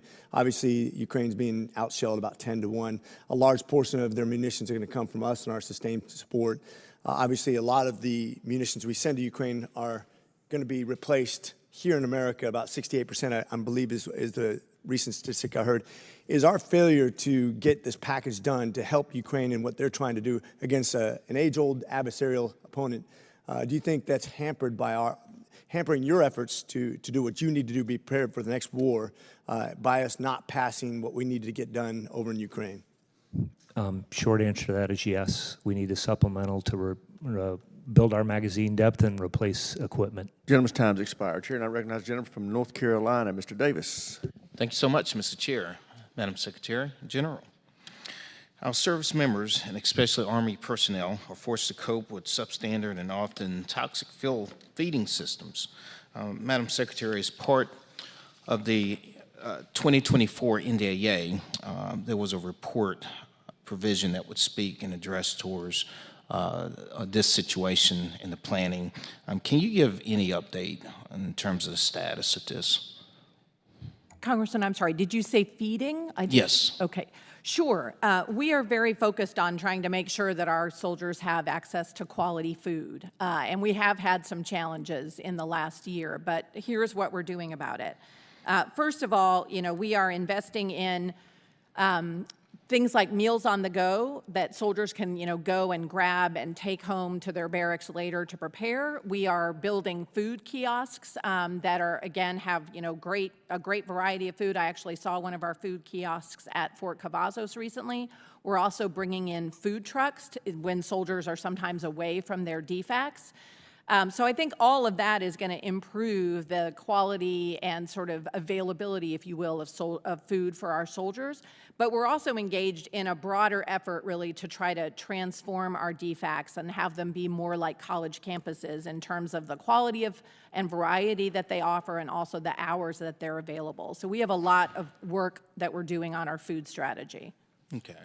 Can I jump in on that one, Yes. Congressman, just because I've been eating at all of those. I mean, I think outside, everywhere we've changed, people want quick food, they want healthy food, and they want really flexible hours. I mean, I think we're seeing that, and what we need to do is do the same thing on our installations. And I think you're going to see some really big changes here in the next year in how we're approaching exactly that. And the Secretary mentioned a couple of the things that we're looking at doing, and some of this is getting some outside help and looking at how industry is doing it. But I think we're going to make some changes here real soon. Very positive. And could you speak specifically in terms of the field program out? Yeah, well, I think every location is going to be a little bit different. So it depends on how spread out everything is and what they want, what their access is to off base. And kind of like the Secretary said, it's more like campus style dining. It's going to be a little bit different. We've had a kiosk, for example, that they opened up, and we partnered with DECA, which was the commissary, to put the food in there, and they're very, very popular, to the point where they had 300 people showing up a day, and a couple days later there was 1,800 people. And so we think we got the right strategy. We're just going to have to implement it at every different location. Okay. I'm super proud of Fort Liberty, and especially headquartered there at Special Operations Command. General George, how's the Special Operations Command making up for what we would lack in sheer volume of personnel in terms of equipment and greater efficiency and precision itself? Yeah, I mean, I would just like to overall talk about Fort Liberty in general. We got U.S.A there, but we've also got 18th Airborne Corps. We've got the 82nd Airborne Division. I mean, there's a lot that's there at Liberty. We're getting ready to invest with some additional multi-domain task force is going to go there. So obviously very, very important to us. And there's a lot of innovation. I mean, I could probably go on for a good long time about what we're doing down at Liberty right now, but they're really helping us to innovate. U.S.A specifically with like high altitude balloons or small UAS. So it's really across all the warfighting functions. I mean, we're one big Army, and that we're a big piece of that. And Army makes up a big part of SOCOM in total. Well, thank you so much. Mr. Chair, you'll back. I thank the gentleman. Chair now recognizes the gentleman from Florida, Mr. Gates. Secretary Wormuth, there's train and equip money requested in this budget, right? Certainly, Congressman. And the train and equip mission in Niger is owned by the Army, right? Yes, we certainly provide soldiers for that, yes. General, do you know what is going on in Niger right now? I know there's some challenges over there in Niger right now, and I don't think that we are actually in charge of that mission that's on the ground. Well, yeah, we just heard the Secretary say you've got soldiers there, so we're gonna dive into that to some extent. Do you know what the status is of diplomatic overflights to our installations in Niger? Yeah, I'm vaguely tracking that that's a challenge over there. Well, yeah, I mean, it's not a challenge, it's binary. Are we allowed right now to do diplomatic overflights in Niger? Yes or no? I don't know exactly. I'm not tracking it that close. Do you know if we're allowed to do those diplomatic overflights? I don't, but I'm sure the AFRICOM commander does. Yeah, but you guys just said it's in the budget you're asking for to do these train and equip missions. One of them is in Niger. In Niger right now, the government has stopped us from doing diplomatic overflight missions. So we have Army soldiers right now in Niger who aren't getting their troop rotations, who aren't getting their medicine, who aren't getting their supplies, who aren't getting their mail, and the 2 senior people in the United States Army are sitting before me, and it's like, hear no evil, see no evil, speak no evil. Are you going to do anything for the soldiers that are in Niger right now who can't get medicine? Yes or no? Congressman, certainly. We can talk to General Langley and make sure that... Oh, I've talked to General Langley. He comes in here and never has really good answers. I mean, I asked him for information about how many of the coup leaders we had trained, including in Niger and Ghana and Mali and the Ivory Coast, and he didn't even produce his report on time. So pardon me for a lack of confidence in General Langley. What I'm telling the 2 of you is that you have a responsibility for these soldiers in Niger. And General, you would agree with me with the premise that we should never sacrifice the well-being of our service members to avoid political embarrassment, right? Congressman, I will tell you, I'm not tracking that somebody in Niger is not getting their medicine or their mail, but I will, follow up. You don't even know the status after of the this. diplomatic overflights. How about the great power competition? You would agree on train and equip missions. We would never want Russian soldiers at the U.S. installation where we're doing train and equip, right? That's not even a tough question. You would agree? Yes. And so if there were Russian soldiers behind the wire at Airbase 101 in Niger, where we have soldiers doing the train and equip mission, that would concern you, wouldn't it? Right. Well, I'm here to tell you we've received reports that they run out of medicine in May, that they cannot get their troop rotations. And you know why you don't know that? Because it's a cover-up. Because the U.S. Embassy in Niger is covering it up because of Secretary Blinken's embarrassment. Because Blinken went there in March of 2023 and said this was the centerpiece of our Africa strategy. This was the model of resilience. And then, lo and behold, the very coup leader we trained takes over the country. And then we struggle with whether or not to call it a coup. We've now called it a coup. Since we've called it a coup, now they won't let us get folks in and out. And so I'm looking at what could erupt as another Benghazi, where there is no mission to do. There is no train and equip right now with the coup leaders. So we got a bunch of people sitting around without their supplies, without their medicine, and the whole reason intelligence isn't getting to us is because the embassy is blocking it because Blinken is humiliated that this failed. And I've used my 5 minutes on everything in the Army right now because I have constituents who are there in Niger and they're wondering how to get water. Did you know they can't even get clean water? Did you know that the partner nations that we have at that base with our soldiers, the partner nations, the Italians and the Germans, they've stopped cooperating with us. They won't even help us get provisions to our troops because of the status of forces agreement that we have with the government being deemed invalid. I am just a country lawyer from North Florida, but this strikes me as something the 2 of you should know about. I get the blank stares, but Secretary Wormuth, can I take as your commitment that you are going to leave here and you're going to see to the well-being of these folks in Niger and that they can get the rotations and the medicine they need? Certainly, I will make sure they're getting the medicine and the water that they need. Yes, Congressman. Great. Mr. Chairman, I have a number of unanimous consent requests. First, an article from Politico. It's like a bad movie. U.S. officials who helped train Nigerian troops reel from coup. Without objection, so ordered. Russian troops arrive in Niger as military agreement begins, and from the BBC. Without objection, so ordered. Uranium, Niger termination of U.S. military ties followed accusation of uranium deal, March 17, 2024, from the Wall Street Journal. Without objection, so ordered. Gentleman's time's expired. Chair, I recognize the gentleman from California, Mr. Carbajal. Thank you, Mr. Chair, and thank you both Secretary Wormuth and General George for being here today. Hearing some experts on conspiracy theories and otherwise, but having served in the military, I have a little bit more confidence as a service member, veteran, in what you do. Things aren't always perfect, but I think you do a great job in trying to lead our men and women in the service. General George, as you know, the Army is undergoing substantial modernization efforts. Can you speak to where you see space-based assets fitting into the Army's modernization efforts? And do you foresee challenges with integrating space-based assets with legacy systems? Congressman, space, we are growing this capability. It's for us, we've stood up already 3 multi-domain task force, a big component of that. is what we have with our space-based assets that are inside of that. We're going to grow 2 additional.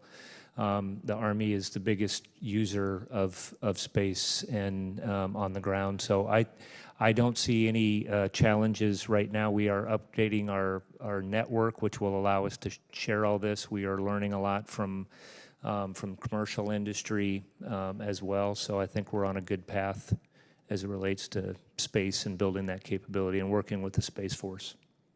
Thank you. Secretary Wormuth, the Army is simultaneously undergoing both a significant force structure and recruitment enterprise transformation. Do you see these 2 reforms complementing each other? How will the new recruiting enterprise help fulfill new force strength goal of 470,000 soldiers by fiscal year 2029? Thank you, Congressman, and thanks for your opening comments of support. Appreciated.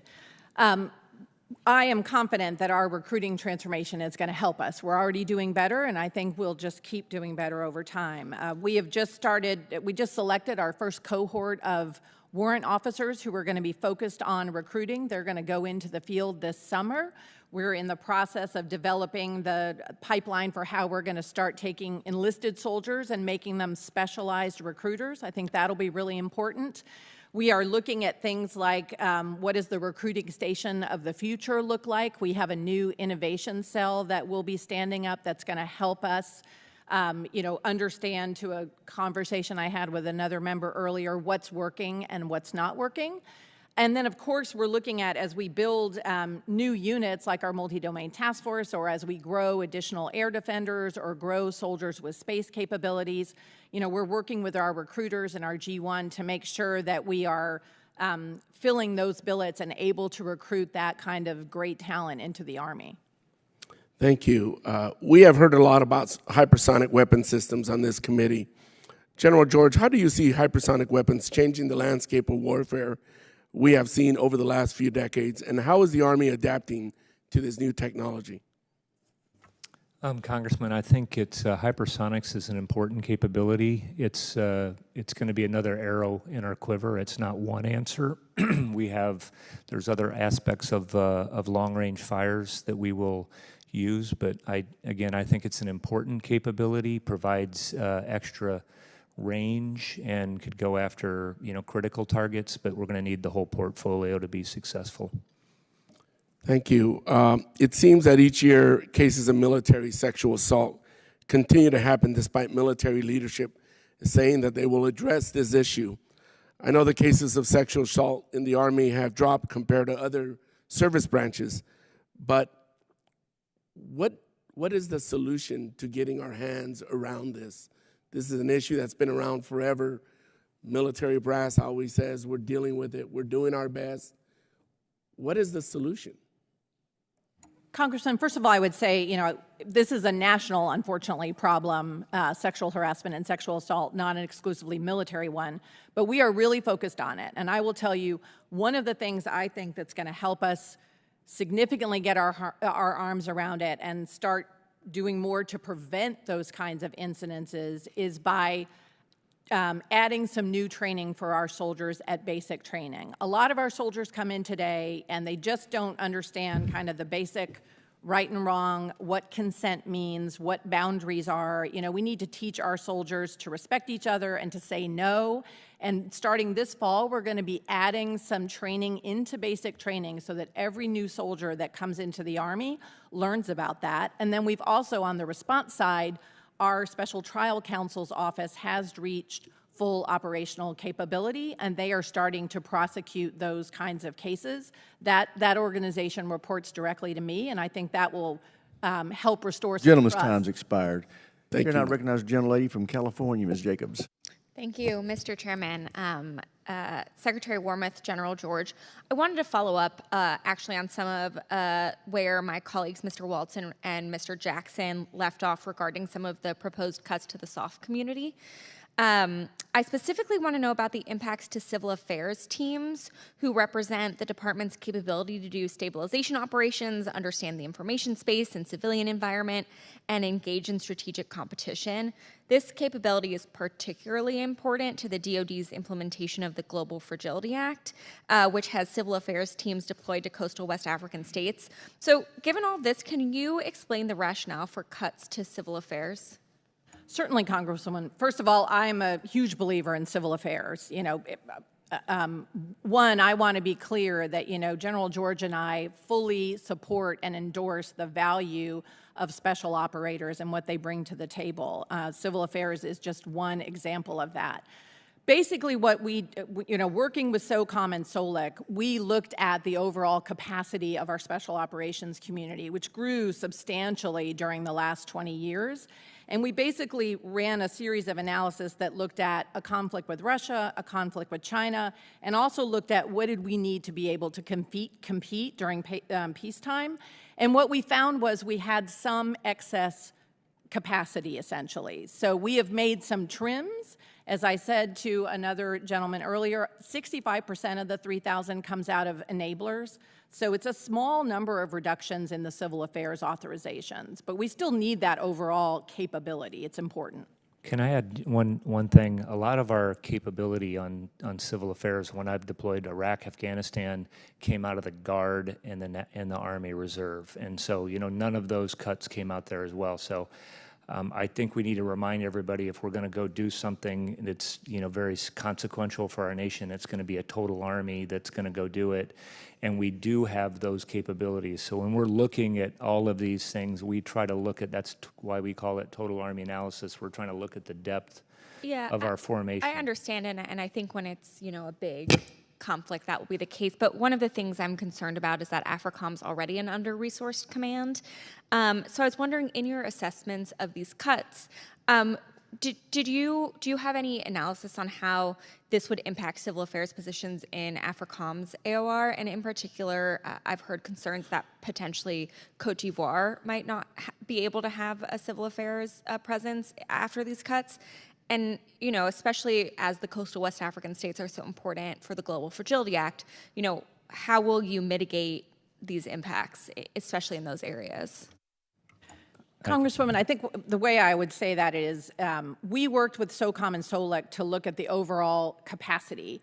With what is still there after the cuts, it will be up to, say again, the AFRICOM commander to decide where to allocate those. So I think if there's a pressing need in Cote d'Ivoire, there's still going to be a capability to be able to be provided there. Those kinds of decisions about where to send our civil affairs folks generally comes from the combatant commander. It's kind of a gift map request. So if AFRICOM wants to do that and working with the Joint Staff, we do support with Guard and Reserve and active duty. I mean, we look at a total Army solution. If something is important, and we're obviously, as a Title X supporter, we're directed to do that mission, we'll do it. Great, thank you. I appreciate that. I'd like to turn to the implementation of the Civilian Harm Mitigation and Response Plan. As part of this, the department established the Center of Excellence and committed to achieve full operational capacity by FY 2025. Can you discuss the progress in achieving this capacity and how the department is ensuring staffing reflects a range of service branches? Certainly. We have established the Center of Excellence. As I'm sure you know, Mike McNerney is the director of that center. He has a military deputy director and I believe a civilian deputy as well. The different services have contributed to staffing that center, and as far as I know, everything is on track, and that they are already working with the combatant commanders to provide advice and counsel where needed. Great. Well, we will follow up with you on implementation of the CHMRAP as it continues, because it's a priority for all of us. We passed a lot of the enabling language in last year's NDA. So thank you so much, Mr. Chairman. I yield back. I think the gentlelady, I wanted to ask Secretary Wormuth, over the last 3 years, the Army's requested about half of the funding required to sustain Army modernization goals. I'm hoping that that's not a resetting of the baseline, and that's just been dealing with funding constraints. To be parochial, shortfalls in the Abrams, Stryker, and Paladin are particularly acute this year. Can you tell me where you're going with this? How do you intend to close that gap, or have you reset your baseline for spending? Congressman, I would say the investment levels you pointed to are good examples of where the chief and I have had to make hard choices about how do we allocate the incremental dollar to enduring systems like Abrams or Stryker or Paladin versus FLRAA or next-gen squad weapon or precision strike missile. I will say if the supplemental passes, for example, that'll help us be able to buy more Paladins, just as one example, so it's important there, and Stryker. But yeah, what you're seeing there is the tension between enduring systems and future systems. Great. Thank y'all. Y'all both been very helpful. We appreciate you being here, appreciate your service to our nation, and with that, we are adjourned.